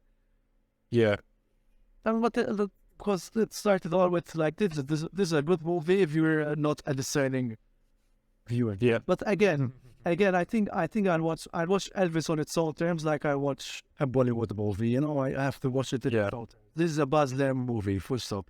I know that. Yeah, exactly. I mean, even Get into it with the idea, Franco, that you're going to watch something that is, there are some scenes which are truly spectacular. The scenes when Elvis is on stage, especially the first time he's properly on stage as Elvis. That scene, I think, was really well shot. I really enjoyed it, if I'm going to be honest, those parts. But there is, like Joe said, there's no substance. So if you care a lot about substance, just going to find it very... This is a Transformers. But let's go into it. This is a Transformers movie. Exactly. All spectacle, no substance. Except for maybe Bumblebee. I have to watch Bumblebee. I do as well. The new Transformers movie coming up. That's my number one. I'll see Bumblebee. It's got a bit more substance than the other Transformers films, but I mean, so does the toast I make every morning. So, would you like me to go into the one TV series that disappointed me the most, so we can go to war on Yes, this? please, Joe. I mentioned this last week. House of the Dragon was quite a bit of disappointment for me. Imagine this is a bag of popcorn. I forgot to prepare a treaty on this. It's my issue with it is, it's got a very difficult job to do, House of the Dragon, where it's depicting basically a historical text in this fake world. Difficult to do that. I feel like they would have been better off taking a few liberties with their source material. It's one thing, it's going to be controversial, which I like what the Rings of Power has done to make it more accessible and therefore more dramatic, where you've got, the Rings of Power, you've got thousands of years, which you need to cover. In House of the Dragon, you've got 170 you need to cover. I very much believe in artistic license and doing things the way that the person wants to do them, and you don't have to, like, lore and source material is a guide. It's not a be-all, end-all for me. If you could find a better way to make it work on the screen, because let's face it, something on a page does not work the same way on a screen, you should do it. What I feel like they've done too much in House of Dragon is stick to their source material. I feel like things could have been condensed, and therefore they would have had more time to explore the interesting sides of things than they did throughout its 8-episode run. Because the main thing, like, don't get me wrong, I watched it every week, and I was never like, that's shit, and I don't like it, and I'm going to stop watching it. Because I do that with a lot of shows. After one episode, I go, that first episode sucked, I'm never watching that show again. I'm not like Andrea with Willow, and I hate myself, and I waste hours of my life on trash. I did watch it every week, and every week I went in with, I really want to love this, because I love fantasy, dragons are fucking cool, but we'll get to the dragons as well. In fact, my comment on the dragons is, they just don't look good. I think HBO needs to find some more money from somewhere, or a better VFX studio, in order for me to buy into the show a little bit more, because generally it's CGI. It looks like it did back in Game of Thrones, and it's been quite a few years since Game of Thrones, and even the CGI in Game of Thrones wasn't great back then, certainly isn't very good now. But my biggest problem with the show is that its biggest plot beats were things that happened off-screen, which were then explained just by characters blatantly telling the audience. We never saw them happen. We never saw these plots and discussions happen. I think, to not spoil it massively, the one that comes back around in the final episode, I believe you see a hint of a conversation happening between two people in episode 2. So there are 6 episodes in between that, where you see a tiny hint of it, and then you see the end result of it by the last episode. I don't think that's fair. I feel like it's a massive disrespect to the audience to kind of go like, okay, now this is happening, and the reason this is happening is because we've planned all of this off screen and you never saw it. It's cheap. It's extremely cheap. And from Game of Thrones, despite what people say about the final season, which, by the way, I haven't seen, its earlier series, particularly 1 to 4, were incredible. Some of the best seasons of television ever, in my opinion. Some of the best times I'd ever had with television. And I kind of think to myself, guys, how the fuck did we get from the Red Wedding to this? You know, how did we get from Ned Stark's death to this and the build-up and all of that? It's what they call the Marvelization of IP. Because I actually have to completely agree, because it felt like with Game of Thrones, even if you take into account Game of Thrones, Season 1 had easily twice the amount of characters that there are in House of the Dragon.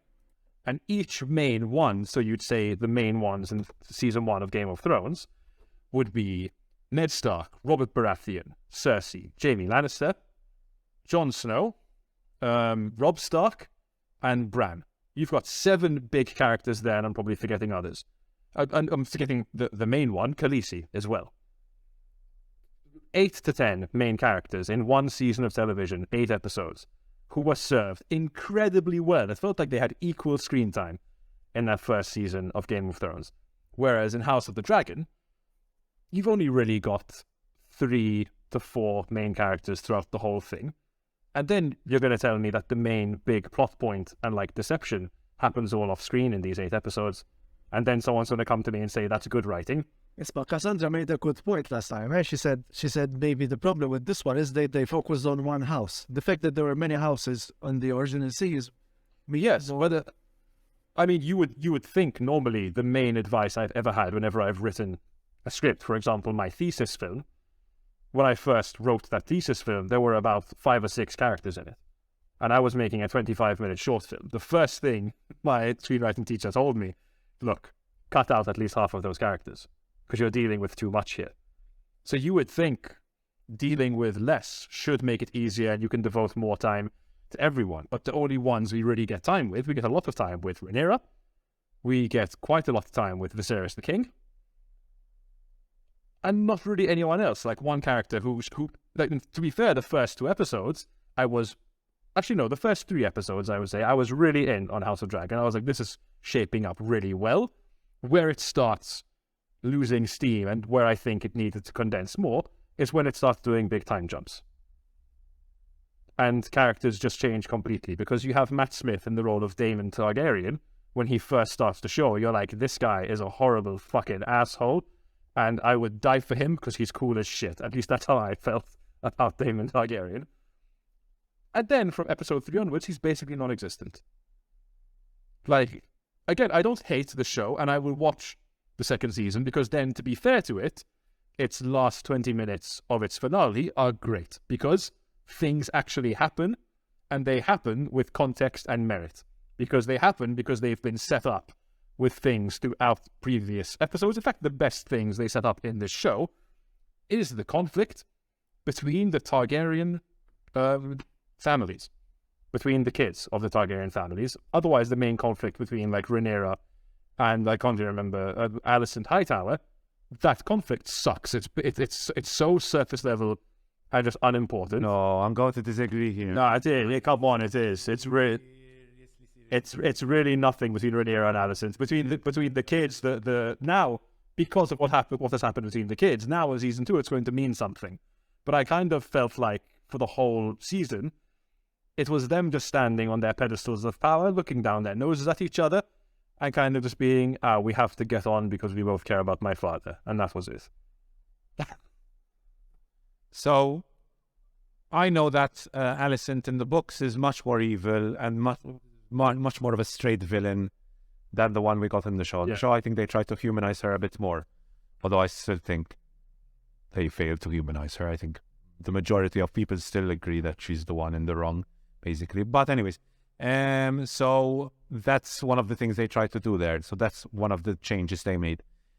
With regard to the writing, I think, I'm going to be honest, I did quite enjoy the writing in this show. I thought, I had to bring up the episodes up again on Wikipedia because I watched so much shit that I start to forget everything.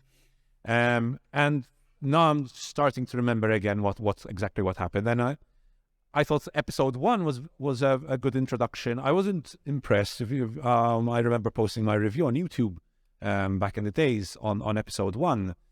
I wasn't too impressed with the first episode. It was a decent introduction, no more. As in, my final comment was, I hope this improves, because it's a decent introduction. It could definitely improve, though. I thought it did improve.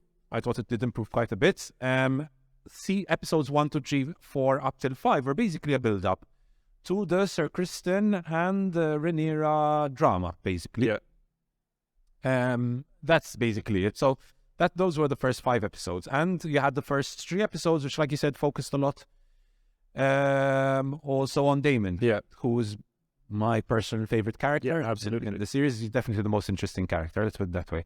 And I don't 100% agree, but I can see where you're coming from, where Daemon basically becomes a side character after the third episode, which is quite sad.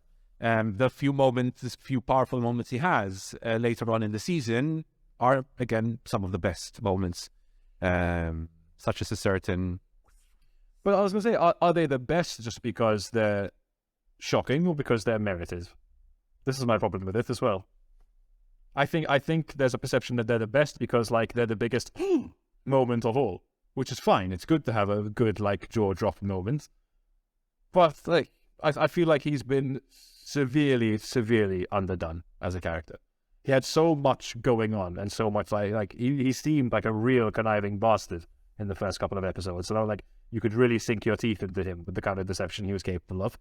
It kind of didn't go anywhere. I felt Paddy Considine as Viserys was giving it his all. Mm-hmm. But like again, it felt like things kind of just went around in circles for a while. Like even you mentioned the Sir Kristen and Rhaenyra stuff. I completely forgot that happened. Completely. I thought it was very well done, the Sir Kristen and Yeah. the Rhaenyra stuff. Me and my girlfriend, we loved those scenes. I really, really enjoyed those scenes. To be fair, I completely forgot about them as well. Yeah. I had to go through the Wikipedia. But I going back and when I watched them back in I think it was August or September. I really, really, really dug into the drama between the two and how it all develops. I won't spoil, obviously. Again, it wasn't the show I by any means hated, but I'm very critical of it because I loved. I mean, again, I didn't finish Game of Thrones, but I've read a couple of the books. I love fantasy. It's my bread and butter. And the fact that they were doing something which isn't tied to a book series, which isn't finished necessarily, and it could afford to kind of do its own thing a bit. I'm like, yes, I love the political intrigue and the deception of Game of Thrones, so I have very high expectations for it in that regard. And I will watch season 2 when it comes around. I watched this every week, and I somewhat looked forward to the episodes. But as they went on, I was just like, this is going nowhere really slowly. Femini, the problem was, I think, like you mentioned, they did try to be a bit too to stick too much to the lore in the sense that this was a big build up to the actual Dance of the Dragons, right? So I personally, I really enjoyed it. I'm going to be honest. I really enjoyed the episodes 1 to 5, the whole Sir Kristen and Rhaenyra drama. Then the build up to obviously to what actually triggered the Dance of the Dragons. I personally had a blast, and I would recommend it to everyone. I think it was, although it's definitely not the best series of 2022. I think it's the one I anticipated the most in the sense that I would always be so excited to get home, finish all my work, and watch the episode with my girlfriend Monday evening. Dance of the Dragons sounds like a Eurodance 90s hit. This a dance with the dragon. Did you watch? I just wish we spent more time with the characters that were interesting. Like I would have much preferred if they said, okay, rather than sticking to these time skips and including the events which happen in this, let's condense it, and instead of doing 3 or 4 time skips, we do 2 significant ones, and then we spend some more time. Like I would have loved to have seen. It's a slight spoiler. I'd have loved to have seen what kind of happened after Daemon gets sent back to his original wife, and what happens with that, because we get one scene of how he deals with that situation, but I would have loved to have seen how he kind of went about that and how he explained it. A really well acted scene, by the way. Yes, fantastic. Really, really well acted scene.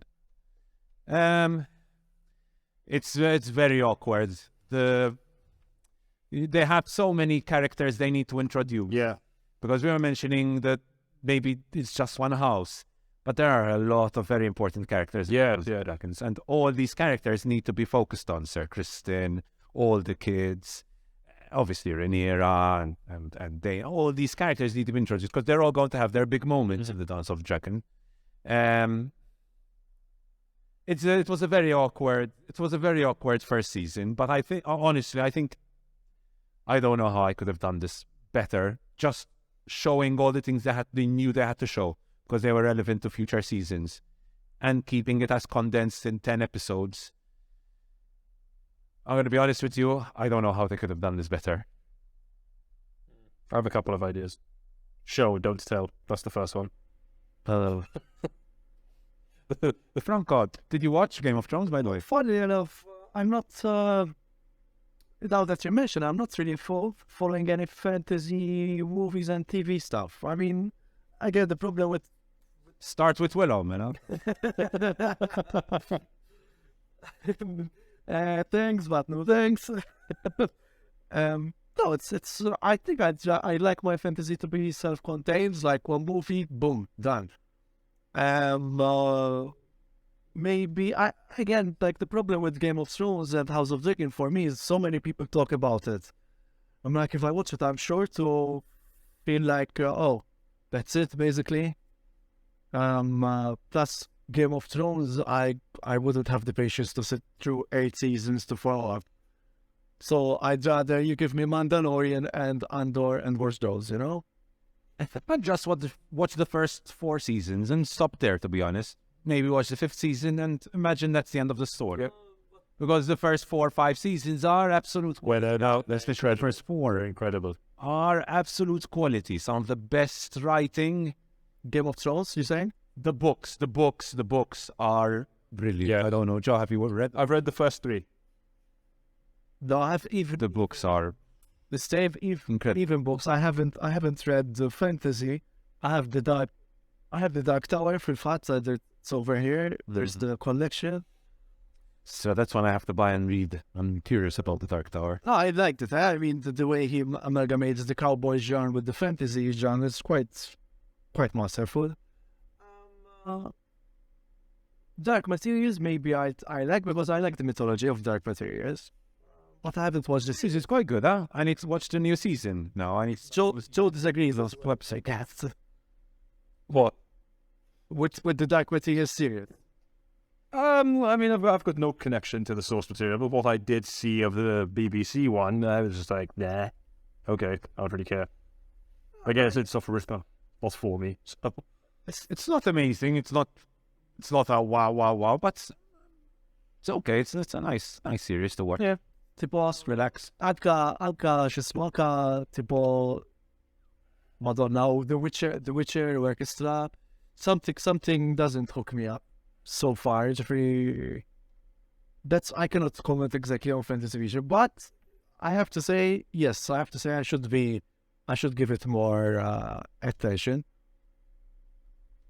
Fantasy is a fascinating genre. It's my personal favorite genre, to be honest. There's fantasy and horror. Those two are mine. I'm trying to remember what kind of fantasy I've read recently. Yeah, not much. Like, what do you when you think fantasy? What do you think? Because like elves, orcs. Yeah, those would be the typical creature. Even because The D&D characters, right? Yeah.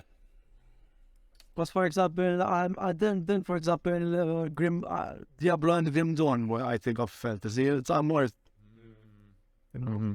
And then sci-fi fantasy. Star Wars is sci-fi fantasy. Yes, absolutely. Sci-fi fantasy. There's that. So like Warhammer, for example. Yeah, it's definitely a form of fantasy. Well, yes, that's the thing. I like the imagery, but then I don't get into the material because there's so much. Even Marvel. That's the thing. Fantasy tends to be very bloated. That's No, I like Sandman. I was Okay, it's definitely fantasy. Yeah. I didn't mention it last week. Oh, I completely forgot Sandman in my favorite series. Sandman was this year. Yeah, Sandman was this year. Oh, that was such a series. Yes and no, huh? Some episodes were great. Like I think I would put it in it's half and half. Not exactly a disappointment, but not exactly masterful. The episode with Death was, I think, the best episode. Last year's best. Ballad of what's his name of Tom Strum. That was the best episode. Yes. Joe, if you don't watch anything from the Sandman, just watch this particular episode. I don't think you're going to miss much if you just watch it that on its own. It is a brilliant episode. It had me almost in tears by the end. And I'm not this I'll get very the sound of her wings. The sound of her wings was one of the greatest was the highlights of the series. Otherwise, one of the best episodes I've seen this year, honestly. Wait.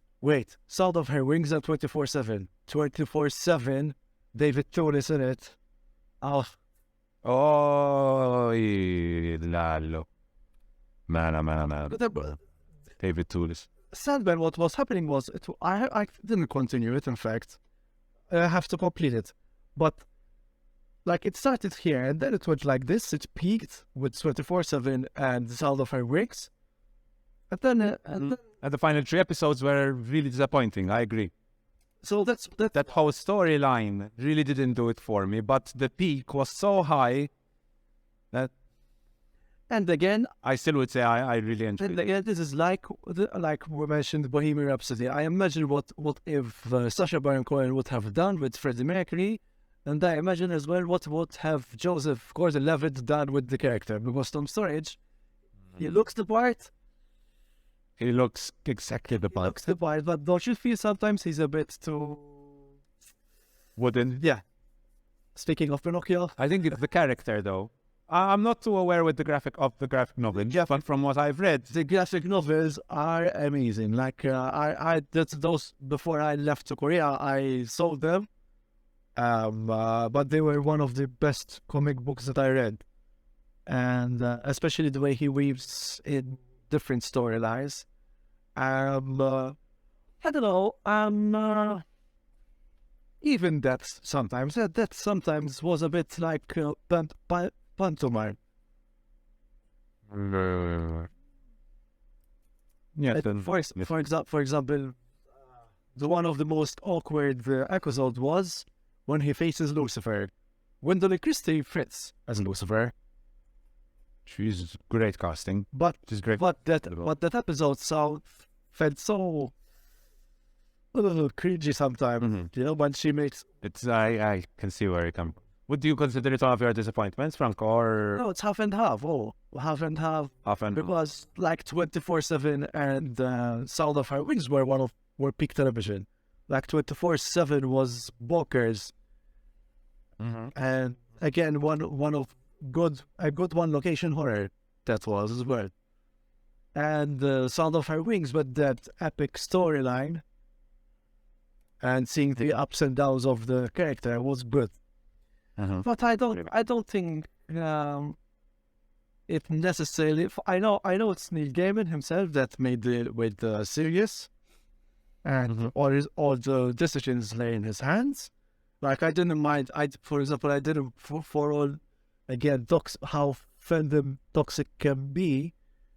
Like it didn't matter whether that is black or not. It didn't matter whether Lucifer was a woman or not. Plus, it didn't matter even that he changed Jenna Constantine, right? It didn't matter whatsoever. Again, the underlying problem is storytelling and gravitas. Because, like I said, like sometimes that seemed a bit pantomime-esque. Well, Okay.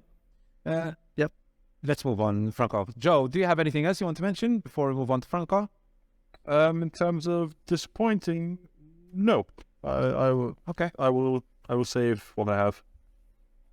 For the worst. Yes. Mela, Franco, your most disappointing So, movies and series. disappointments as far as movies go, Multiverse of Madness.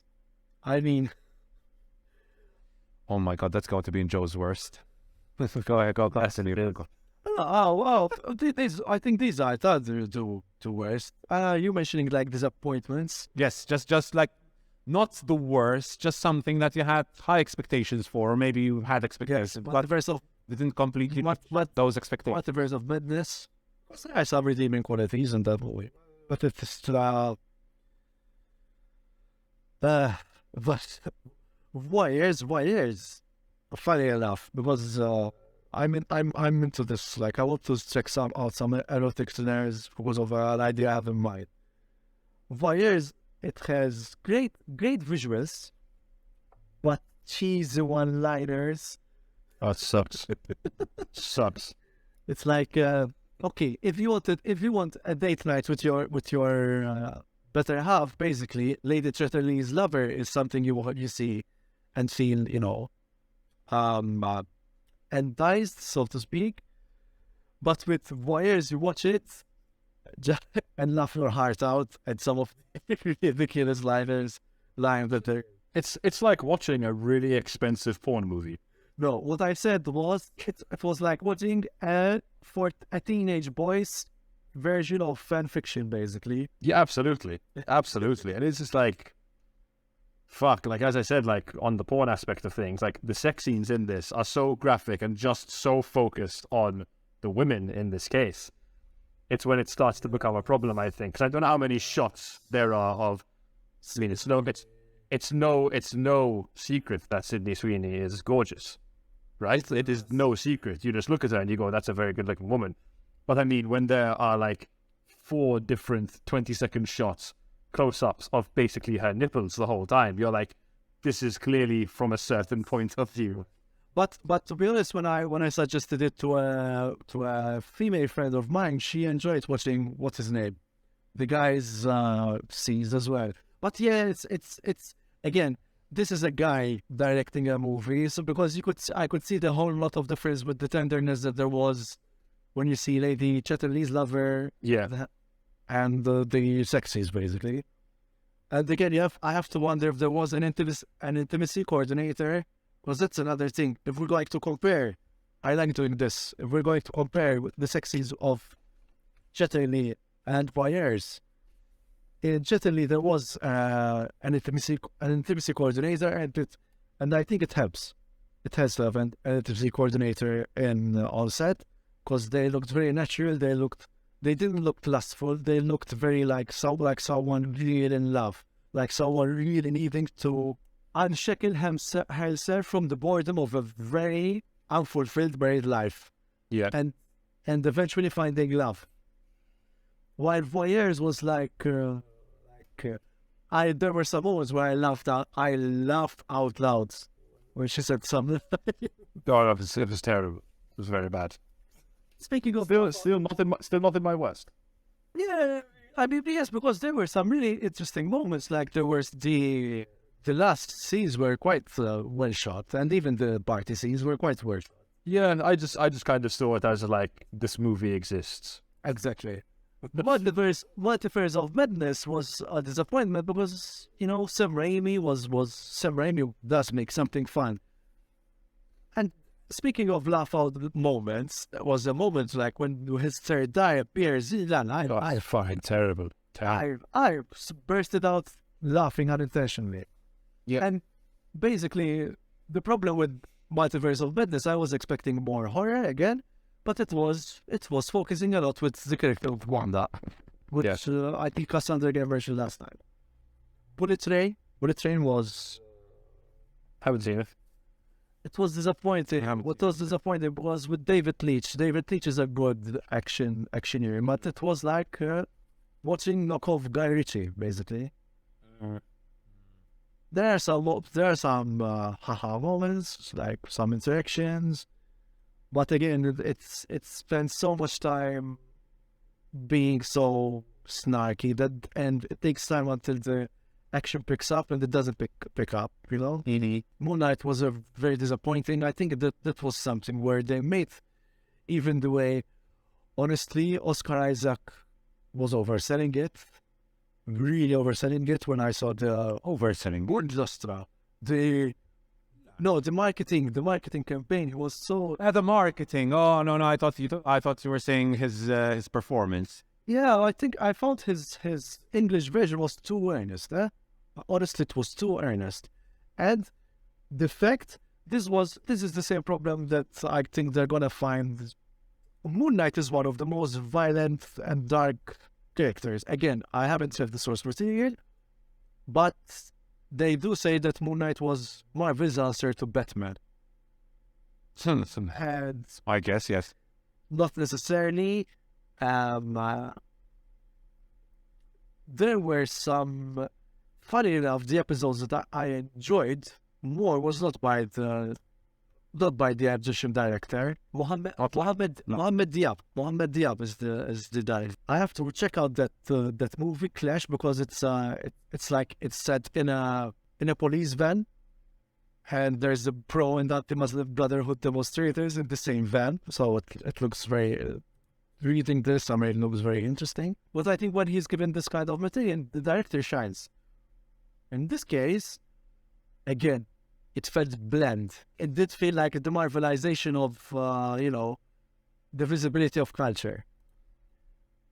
I preferred the episodes with that were directed by Benson and Moorhead, especially the ones where you don't know whether he's imagining all the stuff or not. Although it does give it away quite easily. Eat. Basically, in the end of the first episode, beginning of the second, right?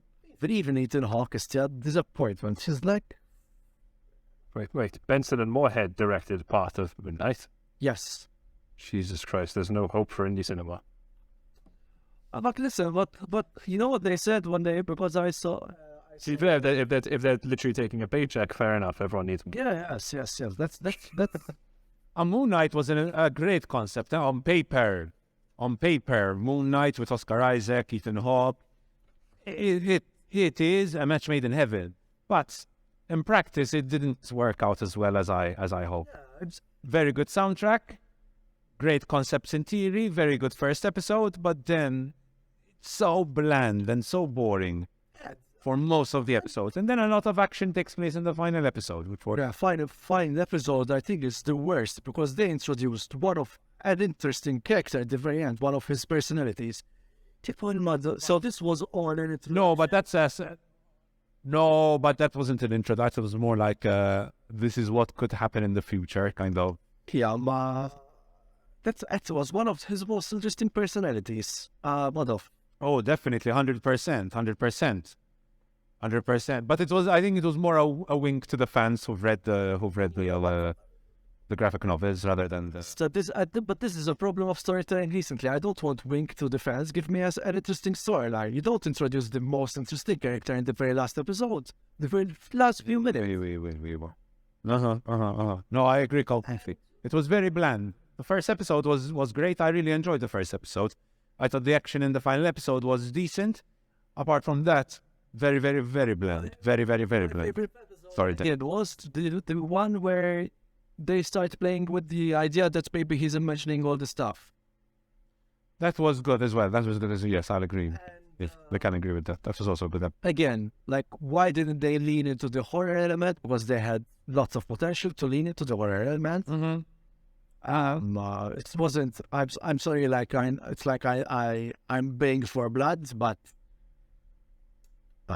again, why wasn't it violence? But again, it's just like profit over maximum profit, minimal effort. Again, the overarching issue is that you can't put the violent stuff in the MCU. And the host says Kevin Feige. Yes. Kevin Feige and Disney, but this is the funny thing about. I mean, if you watch the roster of films that there's on Disney Plus, there are some violent movies, But they're not part of not in the MCU. Yes. And not directly produced by Disney. yes. Again, but so what? But Disney owns Marvel, right? Yeah. So my point exactly. So if they're okay with showing some bloody stuff on Disney Plus, and they're not okay showing it within the Marvel universe, and if you're telling me there's this whole spectrum of material in the Marvel universe, as rich as it is, and you're not ready to lean into the darker elements as much as Logan did, for example. Because Logan, at the end of the day, I know it's 20th Century Fox, but it's still a Marvel mainstay. Yes and no. Now, since the Fox takeover, I completely agree with you, Franco. I think they should do whatever the fuck they want, and they should do different stories. They should do horror stuff. They should do gritty stuff. They should do fun stuff. They should do it all, because they've got comic books which cover all of those things. Mm-hmm. But they don't want to. They're much more concerned with building a coherent universe and selling toys. Not everything, not exactly selling toys. Everything feels like a big introduction. Yeah. That's it. Everything feels like a big introduction. Because with zero stakes and plenty of winking towards the camera. Franco, by the way, do you have anything else you want to mention with regard to movies or series? But I think we'll go into it as well. Bullet Train, Multiverse of Madness. But there's Thor: Love and Thunder and the Jurassic World Dominion. And then we go into the worst renovation to the film awards. So it's still other movies, It's still other I guess. Okay, so here are mine. These are most disappointing, very generic list. Now I'm going through it. I have Uncharted with Tom Holland and Mark Wahlberg. Shit, Directed by. I actually have to agree. I watched that on a flight back from South Africa on about 3 hours of sleep and about 6 hours into an 8-hour flight. So I was exhausted and I hated every second of it. I think it was an achievement. Making Uncharted boring. Yes, yes. It's really hard. And ruining the really good writing and origin story that the games had. you really have to put in a lot of effort. No, as in you actually have to try, because if you just take what happened in the games and put it on screen, that's Incredible. You have a great film. Excuse my French, and actually excuse my Maltese. She's so Tom Holland as Drake. Tom Holland had Nathan Fillion right there. Exactly. Yes. Nathan Fillion. Nathan Fillion did a short fan-made film of Uncharted, and it is 300 times better than the Uncharted movie that we got. But then you've got Mark Wahlberg. Yeah. Then you've got Mark. Well, you could have had Bryan Cranston instead, but no, we went with Mark Wahlberg. What the fuck was Mark Wahlberg doing in this movie? Even if you're making a younger Nathan Drake, you're doing an origin story, you've got Jacob Elordi, who looks more like Nathan Drake. Fillion.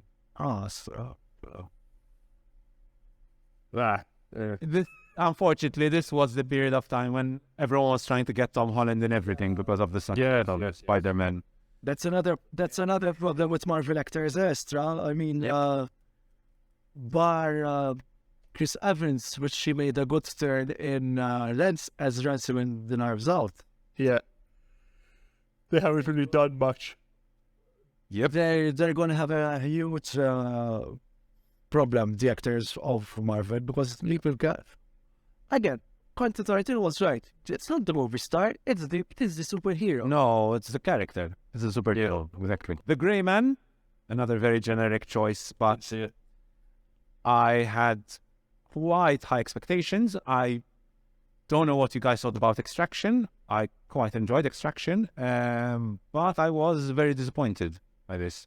Directed by Anthony and Joe Russo, screenplay with Christopher Marcus and Stephen McFeely, starring Ryan Gosling, Chris Evans, Ana de Armas, Jessica Henwick, Roger Jean Paget, Wagner Moura. It's a very, very, very good cast of actors, and it was incredibly boring. Very, very boring action thriller. Lots of cliche moments. Very poorly written. Very uninteresting characters. The action overall is okay. It's fine, isn't it? Obviously, Anthony and Joe Russo are going to give you decent action. With some fun set pieces around Europe. But considering the budget behind this, which was, I believe, over $200 million on this. Yeah, Netflix spent $200 million on this. And the talent on screen, I think this was one of my biggest disappointments of the year. You have Ana de Armas and Ryan Gosling, who are completely wasted. With, like I said, very boring, very bland characters. Evans is decent in this. Evans does his best in this role. Considering $200 million budget behind it, you don't expect just to have another Netflix movie, which is not good, not great. It's not horrible either. It's okay-ish, kind of moving on to the disappointing. I don't know if any of you guys watched The Grey Man. I wouldn't recommend it, to be honest. There's another man you have to watch. It is the opposite of full. But instead, Extraction isn't by Russo. What's his name? Some. They were the producers on it. Yeah, producers on it. Yeah, Hargreaves. He was one of the main stunt coordinator. Yeah. He was the stunt coordinator exactly in the Avengers. If anything, more stunt people should direct movies because they're action set, especially action movies. If you've watched Extraction, the action in that is some of the best directed action I've seen in a very, very, very long time. There are some incredible set pieces and the gunplay and the gunfire and it's really, really well shot. The writing for it is average at best, and the characterization and so on. But just the pure action is. I think it's worth watching. It's worth watching that one just for the action pieces. Definitely, 100%. So that's The Grey Man. This is a movie I think will surprise you guys quite a bit. It is a very good movie. Don't get me wrong. It's a very, very, very good movie. But I was quite disappointed. Maybe it's my fault that I went in with very, very high expectations. No, I'm gonna say it's your fault. Wait, I'm both sides in it because I was also underwhelmed by it all. I was also Very, very underwhelmed. underwhelmed.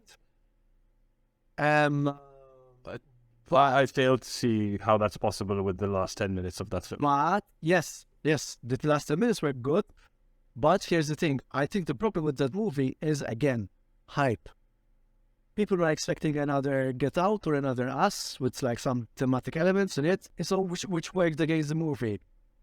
I mean, because there are some sequences in it was like, but at least the moments were. Oh, Speaking of sound, I think speaking of sound, no, one of no. the scariest moments of last year was with the screaming and the sudden. So I'm spoiler alert if anyone hasn't seen Nope yet. The raining blood sequences and when the lightning comes out.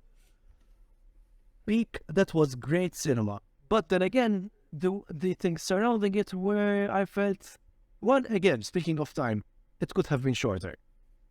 That I agree.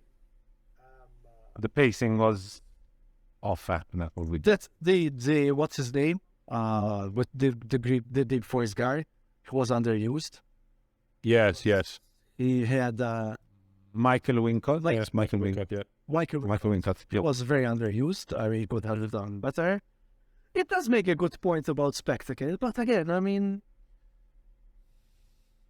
That's when I think with Nope, when it's great, it's fucking fantastic. yes, But then the stuff kind of around its great moments is just okay. For me, the great moments were enough to win me over to think this is very good. I also just love the fact that Peele is just fucking going for it.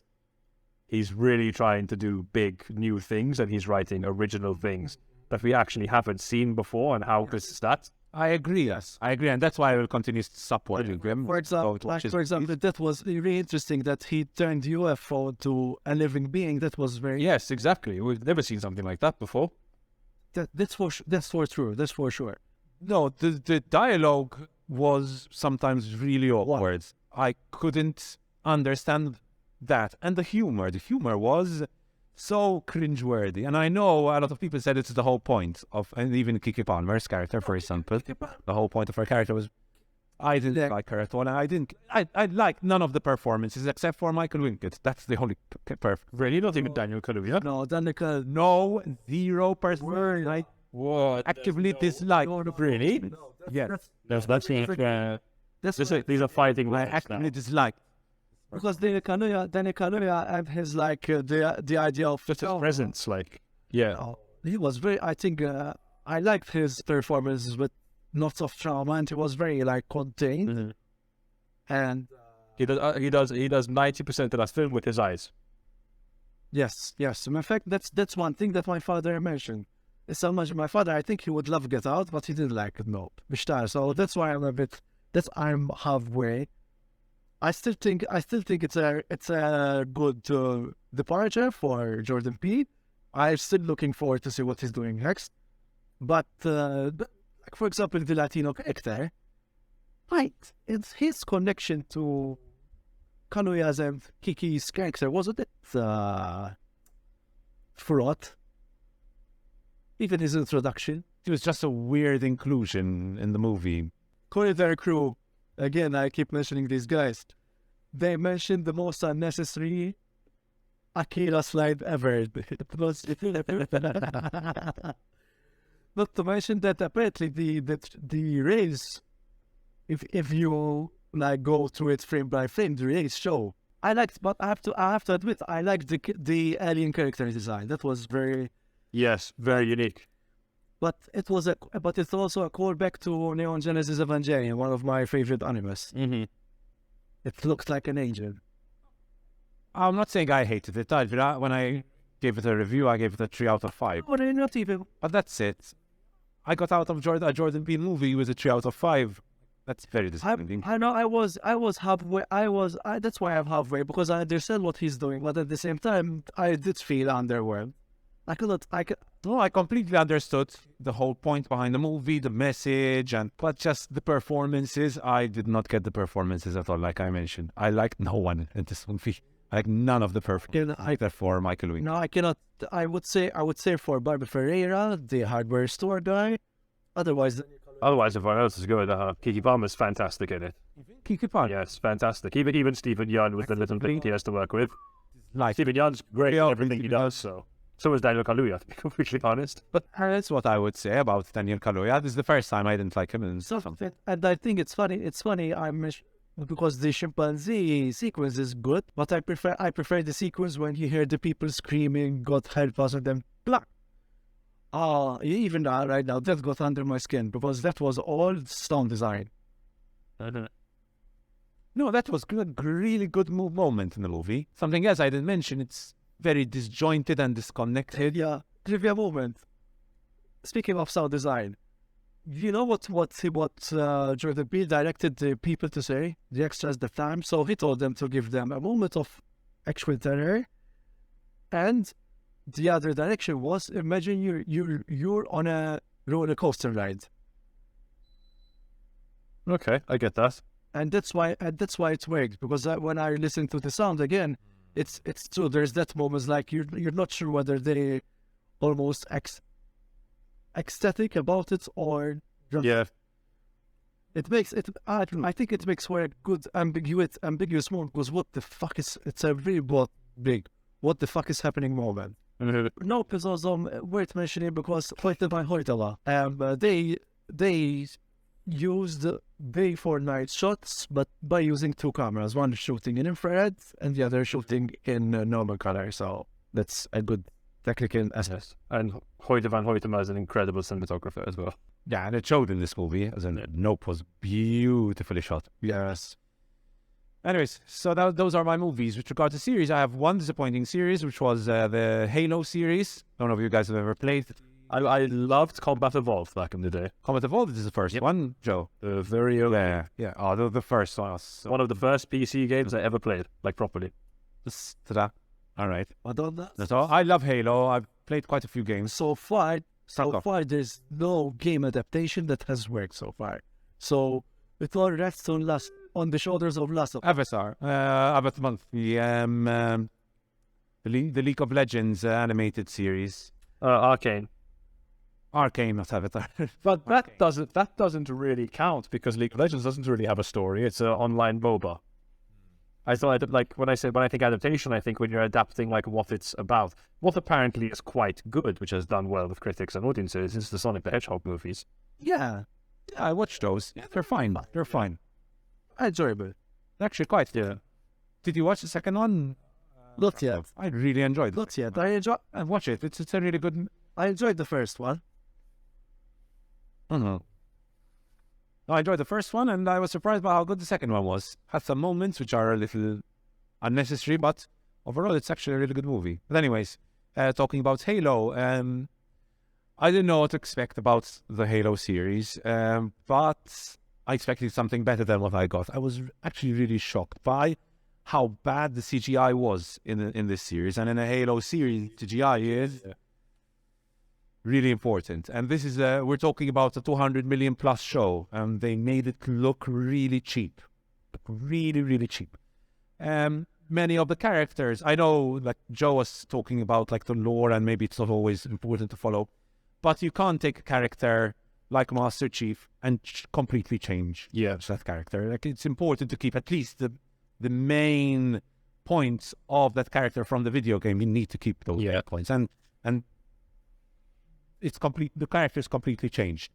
So really bad writing, like horrible writing in certain scenes. Very, very, very annoying characters included here and there unnecessarily. I mean, the performances overall were not horrible, and Pablo Schreiber is a decent Master Chief, and obviously we've got Jen Taylor, who is Cortana in the games as well, and she was the best thing about this series. But unfortunately, just the whole thing is written very, very poorly, and quite disappointing, especially with the action. The CGI was, like I said, horribly done. Very horrible CGI, very cheap looking. To be honest, they should have just taken the characters from the video games and just added them there because the CGI was just a disaster. And so that's my most disappointing series. Let's move on now to the worst. Joe. So, my worst. I won't spend a lot of time on them. I'll go through them quite quickly. There's only 3, which I've dubbed the worst films of the year in my humble opinion. The first one was one. So basically, I'll give the background. I think I'd explained it once to you guys, if you guys don't remember. My whole Marvel thing was I had started to see like the Marvelication of it all quite early on, how bland those movies could be and how formulaic they could be. And I had made like a solemn oath with one of my good friends, Alan, that we would watch all the MCU movies up until Endgame, and then we will not pay to see another one in cinemas, bar a couple of exceptions. The exceptions would be if Disney started doing something legitimately fresh and new, which they have not, obviously, or if Taika Waititi directed another film, because of what a surprise Thor Ragnarok was, because it took an incredibly boring character in Thor and made him fun and interesting with Ragnarok. So that was my oath with Marvel. I since have not seen another film from Marvel in the cinemas since Endgame. I've very much stuck to that quite proudly, and I intend to. And now with Disney Plus, it's even easier to do that since they come onto the service so soon after that. So the first one we'll talk about is Thor: Love and Thunder, which I wanted to like, really wanted to like because I like Taika Waititi, but I shouldn't be bored ever in a Taika Waititi film because he makes things interesting. I should be laughing and having fun. It's not funny, it's ugly, it's boring, there's no emotional hook to it whatsoever, and I just don't know what happened with this. So I was disappointed. I genuinely just think Thor has taken 20 steps backwards to the kind of Thor that we saw in Thor: The Dark World. For me, that film is almost on the same level as Thor: The Dark World. And the CG was shit. Yes, we discussed this a couple of episodes ago, its most visually stunning scene, which probably does look a bit better in a cinema, but on a 4K TV should look great, looked terrible. It just looked fake. It looked like I was watching a video game. I've got better graphics on God of War on PS5 than the fuck going on in that scene with all the black and white. And like, you could have had, especially with who Gore the God Butcher is, you could have had a really good villain there, especially with Christian Bale playing him. But it's so nothing. It's just all a lot of nothing. And that's why I hated it. Yes, but Joe, do you agree that it was almost pointless, his arc? Yes, absolutely pointless. Because 100% pointless. Completely pointless. Didn't matter in the slightest. so it's like He could have been a side character that his arc was done and dusted in the first 10 minutes of the film. now even That's how bad it was. Stra. I mean, there are the. It was too self-aware of itself. Still, too self-aware. The most enjoyment I got out of the film was seeing a very fat Russell Crowe try to do a Greek accent. Yeah, Because it was just stupid. That was the most enjoyment I got out of that film. that's one. That was the one moment which I was like, okay, he's doing something here. It's funny, but for the wrong reasons. It's just I found it. I didn't laugh in that scene. Well, anyway, I won't dwell because we've gone on for quite a bit. Long gone at that point. I was well gone at that point. But it's true. From the high that was Ragnarok, because Ragnarok Yeah. was so Ragnarok, fantastic. Marvel movie. One of it's one of the most unique as well. It's up there with like Guardians of. It actually sets itself apart from the rest of the Marvel shit that's out there. But I think But Waititi was basically signing off a check. yes, I think he was finishing it off to go write his Star Wars film. Yeah, most probably. Mhm. Which Star Wars film was it? He's got something totally fresh for Star Wars, huh? So that could be very interesting, considering what he did at The Mandalorian. It could be very good. But anyway, Yeah, sticking on the subject of Marvel to go through these. Another one, and this one hurt a bit more. It hurt a little bit more, simply because of the fact that the person who came back to make this film I love whenever he makes a film. The Evil Dead movies, all of them are some of my favorite films because they're all totally unique and they go from being a genuine horror movie to batshit horror comedy, and someone who is always surprising with what he does, and the person who made superhero movies accessible with the first Spider-Man. Guys, how did... Actually, no, there's another question I should ask. How did Sam Raimi make this? Why didn't they let Sam Raimi make the movie he wanted to make with this? Because I don't believe that he was given full creative control of it. Yes. I don't blame it for a second. Yes. Because the only thing that there is of Sam Raimi in this film are the crash zooms, and that's it. That's the only part of Raimi I see in it. Otherwise, it's bland, the humor sucks, it looks ugly. Like, so there's nothing in this. And there was the whole, like, campaign show before it, like this Doctor Strange is going to be quite scary, because there's going to be Sam Raimi at the helm, and he's a horror director. Now, I think people that say that, they obviously haven't seen Evil Dead 2 and Army of Darkness, because those are not scary films. But even the fact that Scott Derrickson left the project as well, because he was taking this horror. Mm-hmm. But that's like I said. I mean, even to make what's his name? Yeah, Bruce Campbell. Bruce Campbell. I'm fine. Yes, exactly. No, I don't know how. Like, and as well, I've heard from like people's opinions that I trust. Like, it's really fun. This one, it's a bit all over the place and it's wild, but it's fun. It's totally all over the place. This is a borderline incoherent mess of a plot what they've got going on, because I didn't really get what the hell they were trying to do. I still can't tell you the name of that like star girl person there is. Why the fuck is she there? No, she's completely pointless. And I don't have no idea. It should have been called Wanda and the Multiverse of Madness, because it is much more about her than it is about the titular character. Wanda season 2, WandaVision season 2. And the musical note sequence was just like, no. Yes, and to be fair, I feel like it had too much going for it, because the fact that there's going to be Mr. Fantastic in this, and Tom Cruise is going to be Iron Man, like all the rumors like around it, and but that scene is just stupid. Like why is that? Joe Krasinski. Yes. I mean, to be fair, what I did like about that scene, what actually made that make sense is, and it's a big problem. It's a very big problem I have with the MCU or comic book movies as a whole, is Marvel's done it a couple of times now where they've brought in someone so overpowered into their universe where it doesn't make sense. The first example of this was not even Marvel, it was Fox in X-Men First Class, where they introduced the character of Darwin for about 10 minutes and they killed him off in the dumbest way possible. Now Darwin in the X-Men universe, his whole shtick is that he basically can't be killed because he adapts to survive. So much so to the point where he became pure matter in order to survive. But did you watch X-Men First Class? Yeah, he was in it for about 10 minutes. He was actually played by Anthony Mackie, who went on to play Falcon. Again, he's so insignificant, he doesn't matter. But then, anyway, moving back to this, you have Wanda, who is arguably, in all of Marvel, one of the most powerful heroes or anti-heroes that there is. The whole Thanos thing, theoretically, could have been solved by Wanda at the snap of her own finger.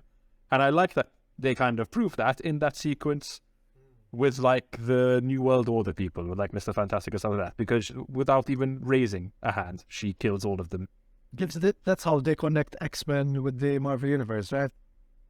Basically, yes. But yes, guys, I was more than let down by this, because I was just happy to see Sam Raimi back, and I was like, at the very least, let's get a good Sam Raimi movie, and we did it.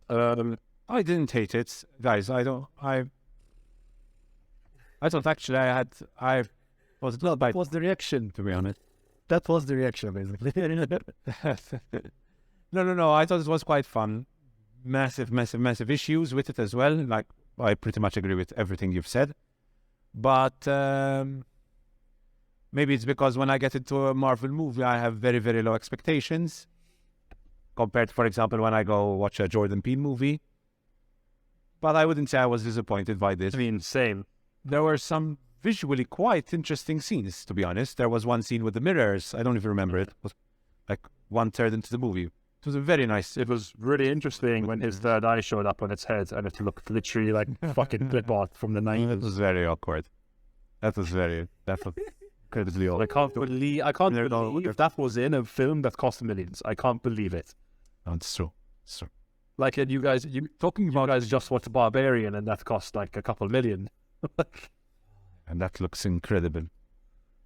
Talking about millions, what about the kid's head in Thor? God, I love the fact that became a meme. Kids had terrible. Terrible. Terrible. Oh yeah. Yeah, Doctor Strange and the Multiverse of Blandness. It's one of my worst of the year. We'll get to my final one, which I'll be surprised if I'm the only person that's put this on their list. I genuinely will be. I've never spoken to you guys about this film.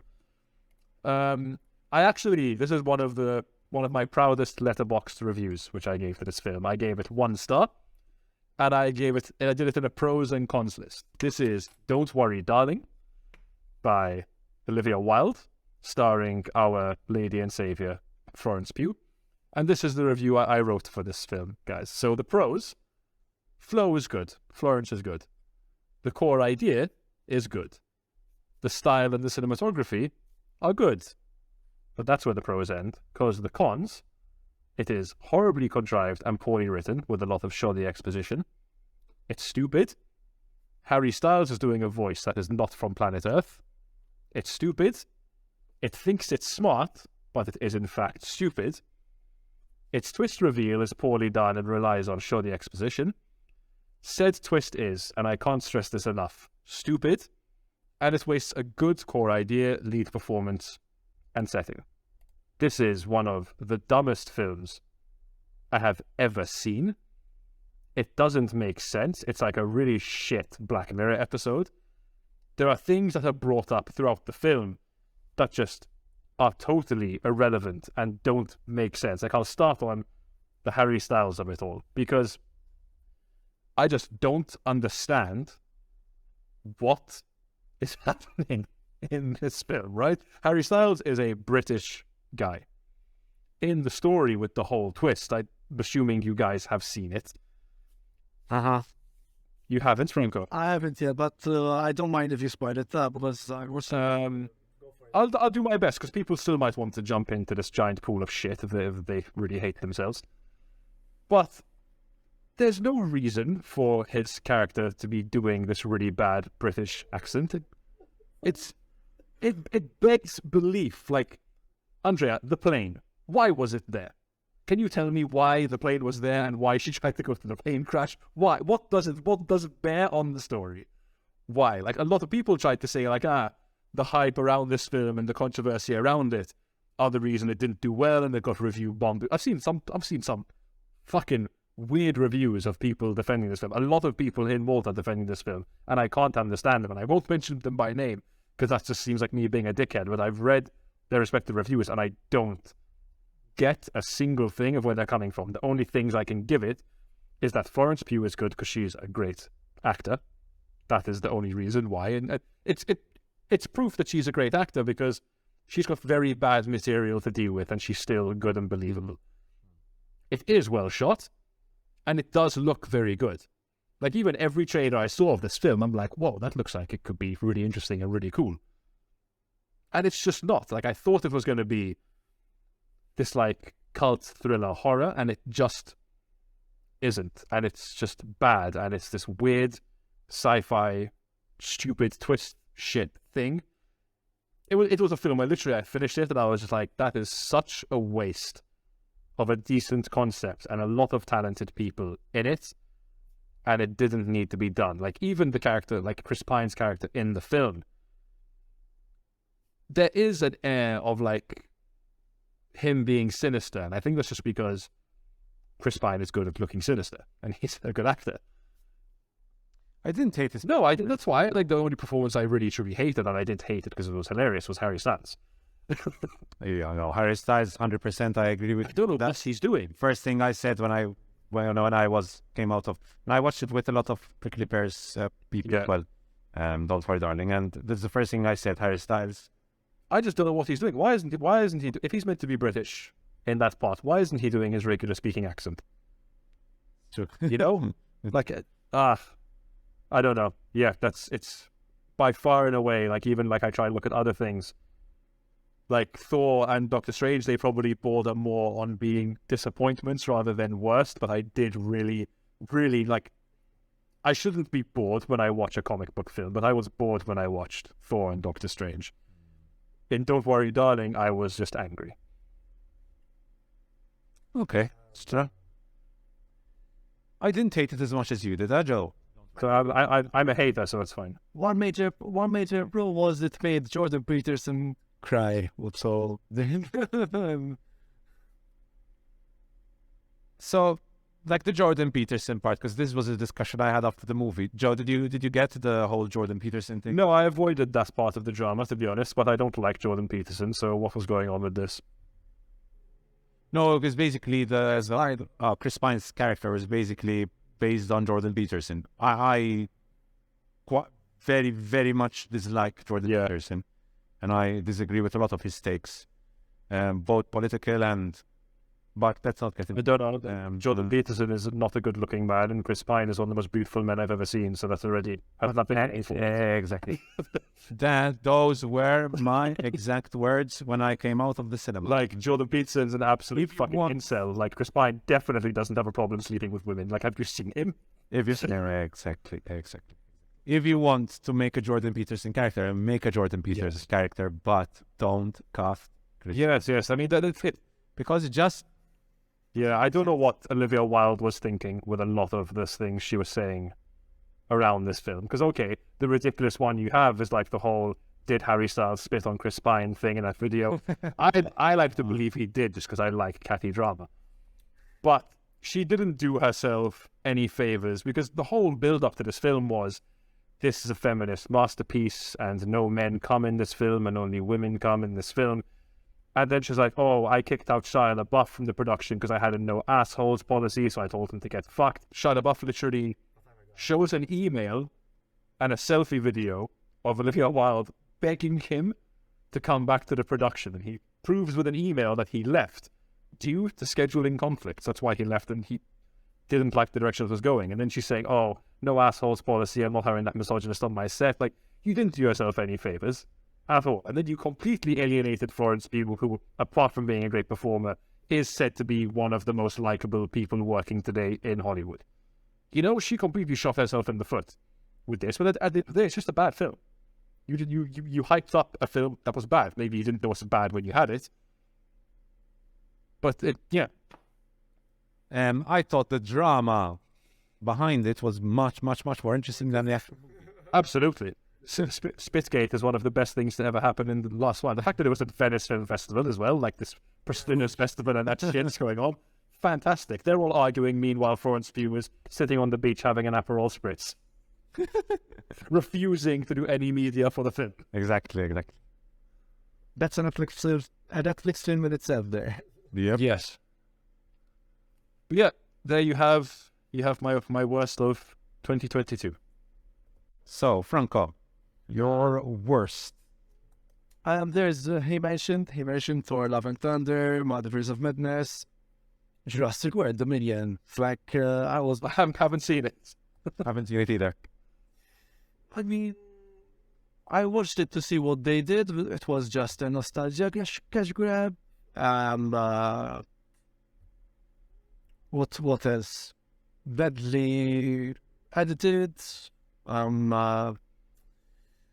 I have a huge issue with it because of again, I know I'm bordering on the obsession here, but the fact that they called dinosaur statues an investment in filmmaking in Malta is something that is,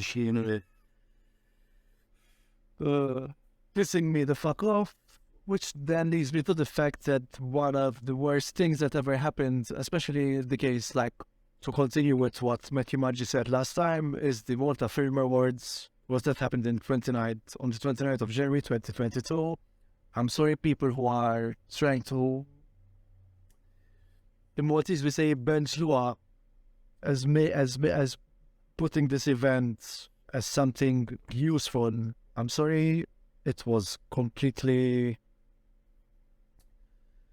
It was a complete waste of money. They made this whole shebang about David Williams comparing the churches, and what is just a country of churches and rabbit eating people. That was not the controversy of this whole issue. The controversy is the money spent on basically being a like what did I say? Just a second. The usual self-masturbatory celebration of absolutely nothing. And Accurate. the highlight was Joanne's party, which she did great in calling out. This sham celebration of Maltese filmmaking. I'm sorry, if really telling me that this is a celebration of Maltese history, then why the fuck is the Renella movie park is sitting there in shambles? And you're actually Pieces. in the pieces, and you're telling me you're preserving Maltese history. I mean, and even that you put blood on the ground as some celebration of, like I said, it's a circle jerk basically. And again, I don't understand why some prominent members of the filmmaking community in Malta show their faces in such celebrations when they shouldn't, because then it falls on the responsibility falls on us on actually legitimizing these kind of events when we shouldn't be legitimizing these kind of events. If there's any self-respecting artist out there honestly saying that there needs to be change in the way things are going, we shouldn't be attending these events for stop. Okay, we should like there were some.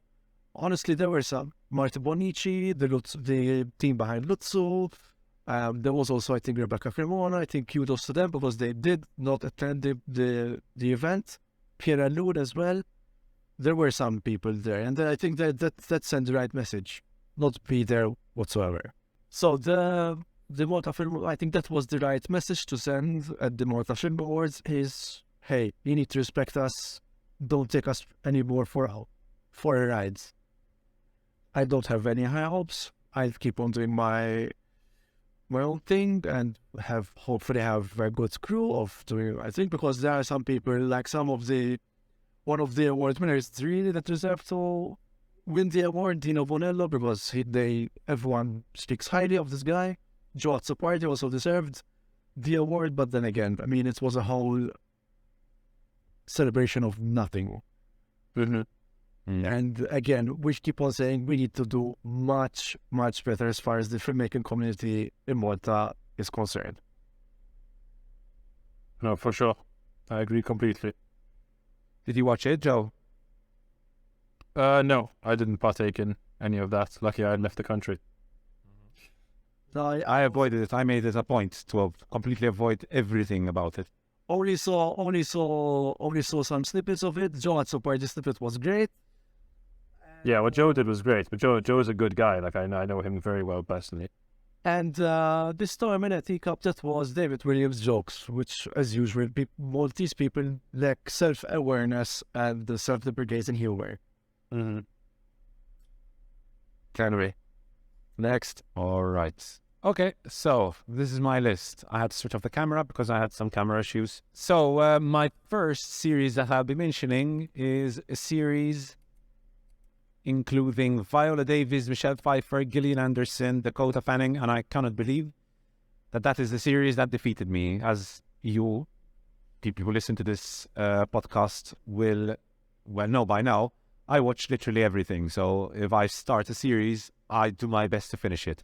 And I'm doing my best to finish Willow. But The First Lady defeated me. Created by Aaron Cooley, with an amazing cast, fascinating characters to talk about. So we had the series basically focuses on three first ladies. We have Eleanor Roosevelt, Betty Ford, and Michelle Obama, who are all three fascinating first ladies. But that was bad. That was really, really bad. I cannot emphasize enough how bad it was. And there pretty much is no redeeming quality to the whole thing, except maybe some of the performances. Specifically Michelle Pfeiffer, who I thought was quite good as Betty Ford. I thought Viola Davis as Michelle Obama is some of the worst casting possible ever, because Viola Davis was horrific in this.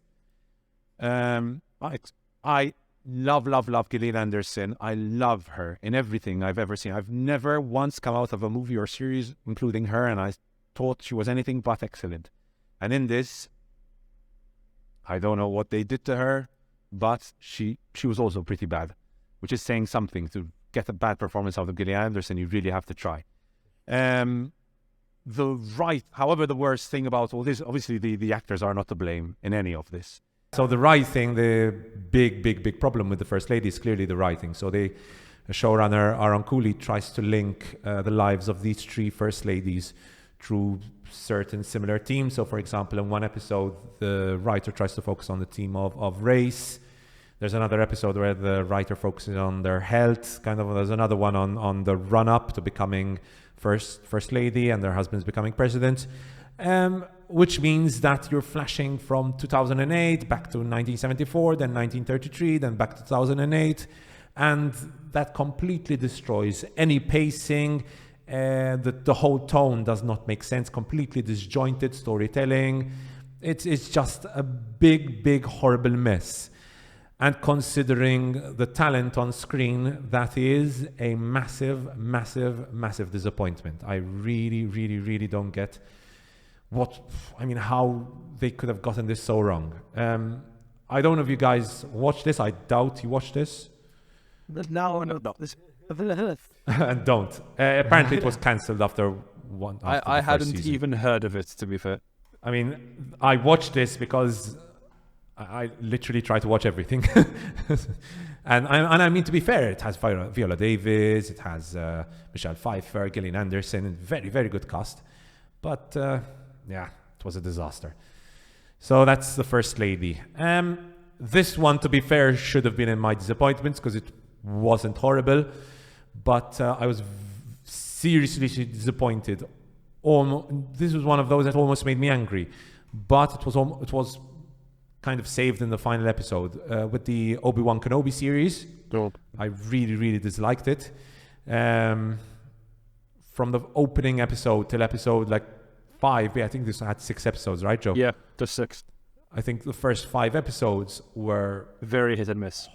Horribly written, in my opinion. The writing, especially for particular characters. Yeah. Riva specifically, not to get into the whole hating Riva thing, because I know she there was a wasn't lot very of good. hate. But the performance, the writing for her. She does get better. At least she doesn't get worse, but she's just not good. No, not at all. Like I said, it is kind of saved in the final episode, which is why maybe it shouldn't be in my worst, maybe it should be in my biggest disappointment. I was surprised by how poor the whole production value was for the whole thing. Just the set pieces looked cheap. Rushed, yeah. I don't know if we mentioned it last. I feel like we had this discussion before. It should have just been a two-hour movie. Yeah, that's all it needed to be. Not a series. It would have been a movie if not for basically Disney panicking and wanting to turn this into a series due to the failure of Solo. Yep, would have been a much better movie. Yep, definitely 100%. So that's Kenobi. Another very bad series I watched this year was She-Hulk. I had very high expectations for this because the whole concept of having a She-Hulk and a very good actress in Tatiana Maslany in this, who was perfect for the role. She was the perfect casting. The writing for this was extremely cringeworthy, unfortunately.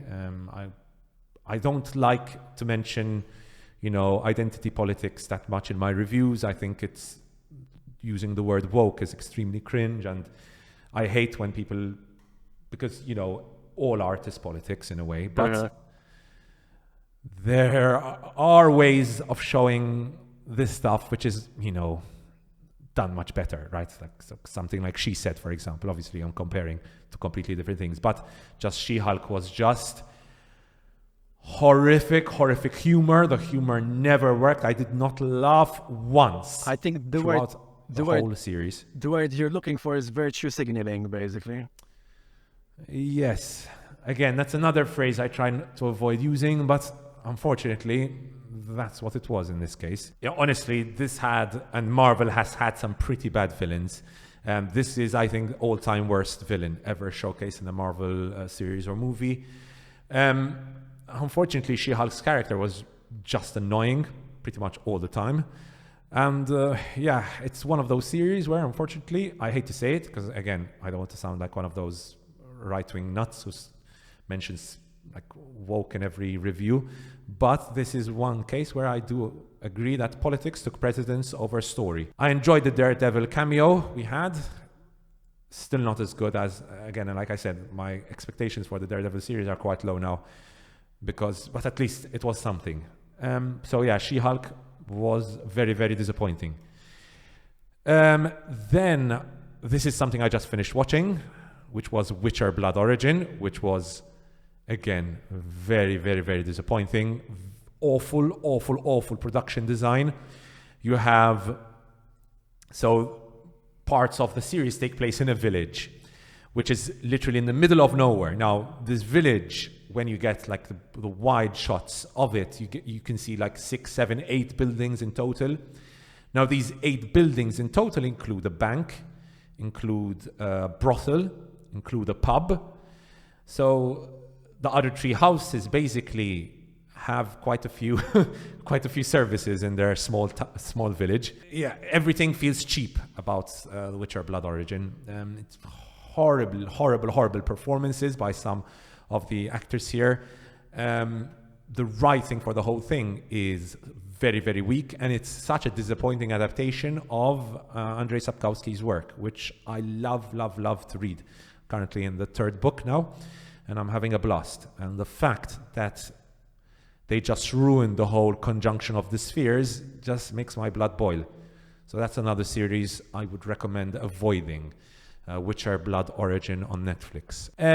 With regard to series, I have one more series, which I'm just going to flash through. Joe, please, just don't comment. Yeah, here we go. Let's Here see. we go. Let's see. And that's the Ring of Power. Fast. Obviously, I was going to mention it here. Let me be honest. When I heard about Amazon making a Lord of the Rings series, I obviously had very high expectations. I knew they had a massive budget. Unfortunately, I really don't know where that budget went. I thought that, like episode 6, everyone was talking about episode 6 being like one of the best episodes. I honestly don't know what show people are. Did you like episode 6, Joe, by the way? I liked the whole series. Okay. But specifically, did you like the battle and the whole... Yeah. I mean, I do not think it is a perfect series by any stretch of the imagination. I think it looks good. I think some characters are a bit underserved. What I think it is doing the best is that it is very much on the same wavelength and vibe as the original trilogy films from Peter Jackson. And it's doing the timeline stuff well, because there are thousands of years that have to be covered. And I think they're doing a good job of condensing those and making it more accessible. I thought the finale was great, in my opinion, apart from the fact that I was right with my own theory as well. I like being proven right. But I wouldn't even say high expectations for this. When I found out this was going to be a thing, I was initially like, no, fuck that, can't be done, Hobbit sucked, this shouldn't happen. It was more when I started to see a bit more of it. I'm like, okay, seems like they're going for a good vibe here. Like, they're doing things very practically.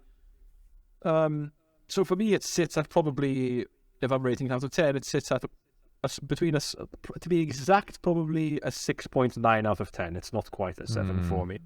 I do have issues with it, and I want them to be fixed. But overall, I liked it. So I seriously disliked the Rings of Power. I have a lot of issues. I thought that So one thing I loved about Lord of the Rings was the attention to detail, and I thought the series has no attention to detail at all with regard to everything. The costumes were so very, very disappointing. I thought It's a different age, though. Huh? This is like, I get what people are saying. The Second Age goes through like an entire different like layer of like smithing and creation. No, I agree, but just seeing some of the armor and like seeing that the armor is clearly made of plastic, personally was I think that just might be a very, TV very thing, disappointing. though, because I did feel with some of them it didn't look very good.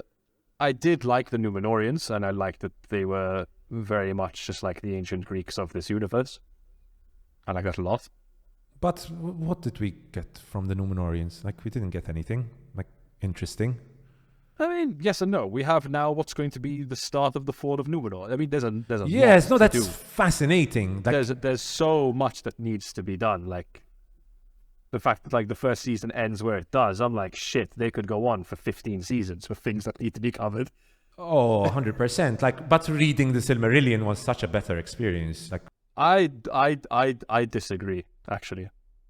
Yes, in terms of, this isn't me saying that one is better than the other, but in terms of one is better to consume than the other, I think the Rings of Power is better and easier to consume than the Silmarillion. Unless you love reading disjointed history books, this is a much better way to consume that kind might of be world. a thing I'm into because I love reading I love reading the Silmarillion. Yeah. And I'm loving reading the Game of Thrones. Yeah. Like, for me, I love like Lord Fire and Blood. of the Rings is like it's probably my favorite like IP that there is. Like, the thing I was obsessed with most as a kid was Lord of the Rings. Me and my cousin used to dress up as Frodo and Sam every fucking carnival and Halloween that came around for like 4 years straight. Addicted to it. I've read all the books.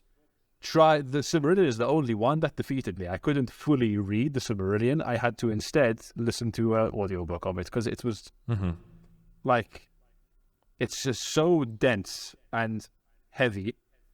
It's like you have to be a proper history nerd, I think, to be able to digest the Silmarillion.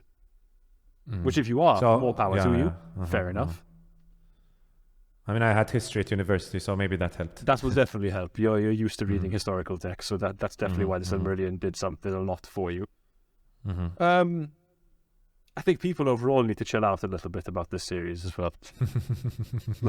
Like, I've had some discussions with people who claim to be very liberal and quite like woke and accepting and stuff, and their stances on certain things I think come off as a bit stupid and inherently bigoted. So the whole that's the least of my problems. Yes, with this but like, series. just that's the least of my it's problems. why I think people need to chill out. So if you go to like Arondir, who's an elf who is black in the series, Yeah, he's fine. I don't mind. he's a Dominican actor, so he has darker skin.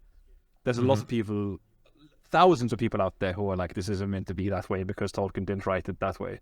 But I've even spoken to like people whose opinions I trust, and they're like, no, they shouldn't have done that because Tolkien based like his writings on the folklore of Europe, and in Europe there would have been no black people at the time, so there shouldn't be any black people in the show. And I'm like, dude, like, fuck off, it's a fantasy series. Like, it doesn't matter to me. No, that's the least of my issues. My issues was, like I said, the lack of attention to certain details, like even, for example, the Numenorians. This is a stupid thing, but these things ruin a fantasy series like The Rings of Power for me. Like, for example, the Numenorians, where did their horses come from?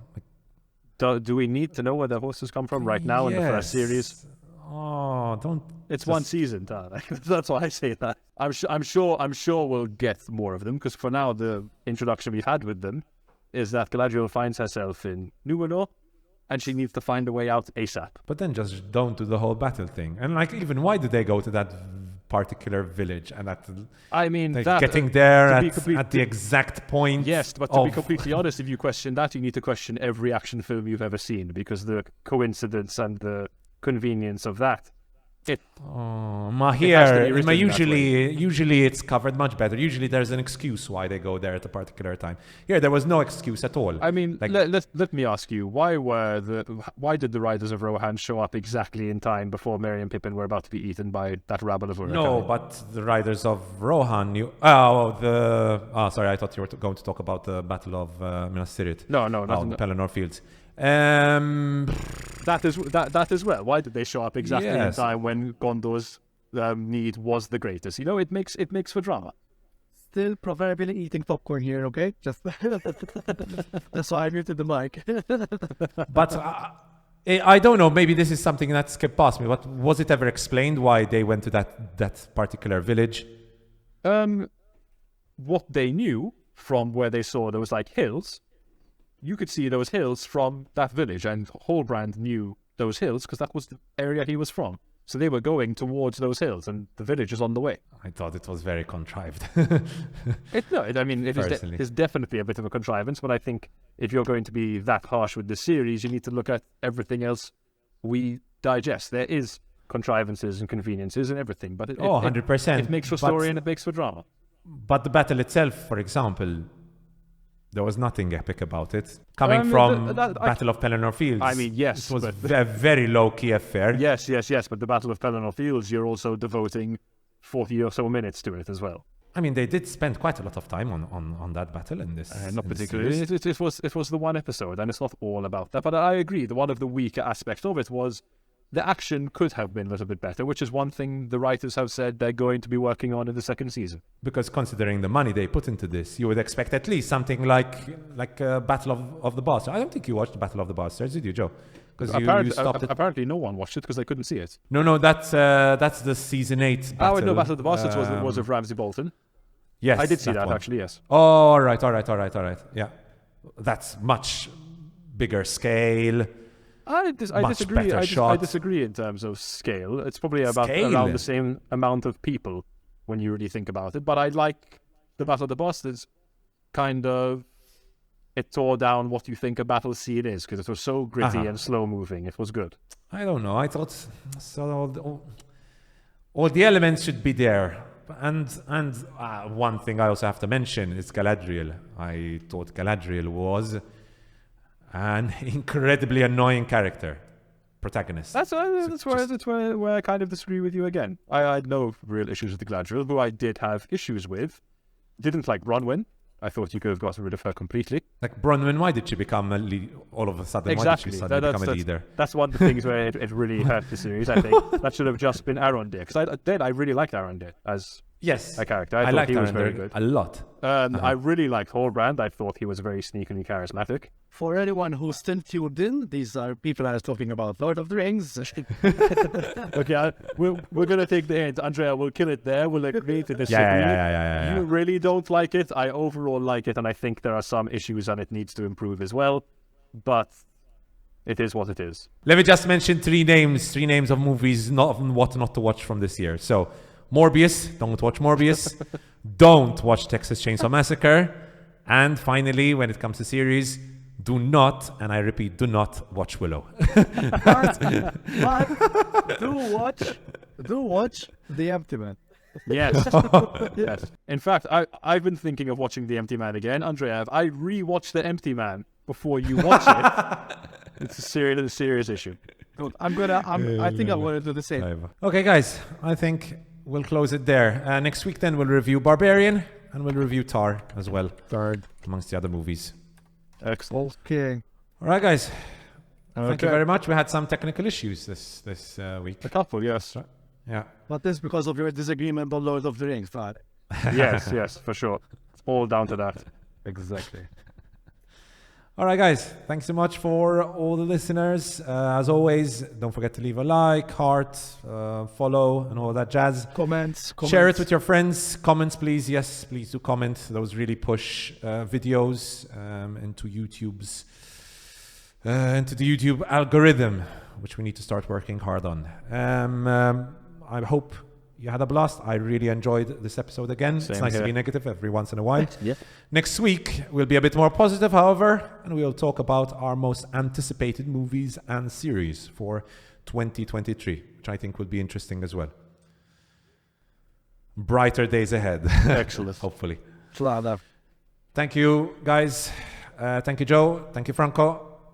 I had a blast. Hope you did too. Until the next one, guys. Until the next one. Until next Ciao, week. ciao. See ya. Ciao.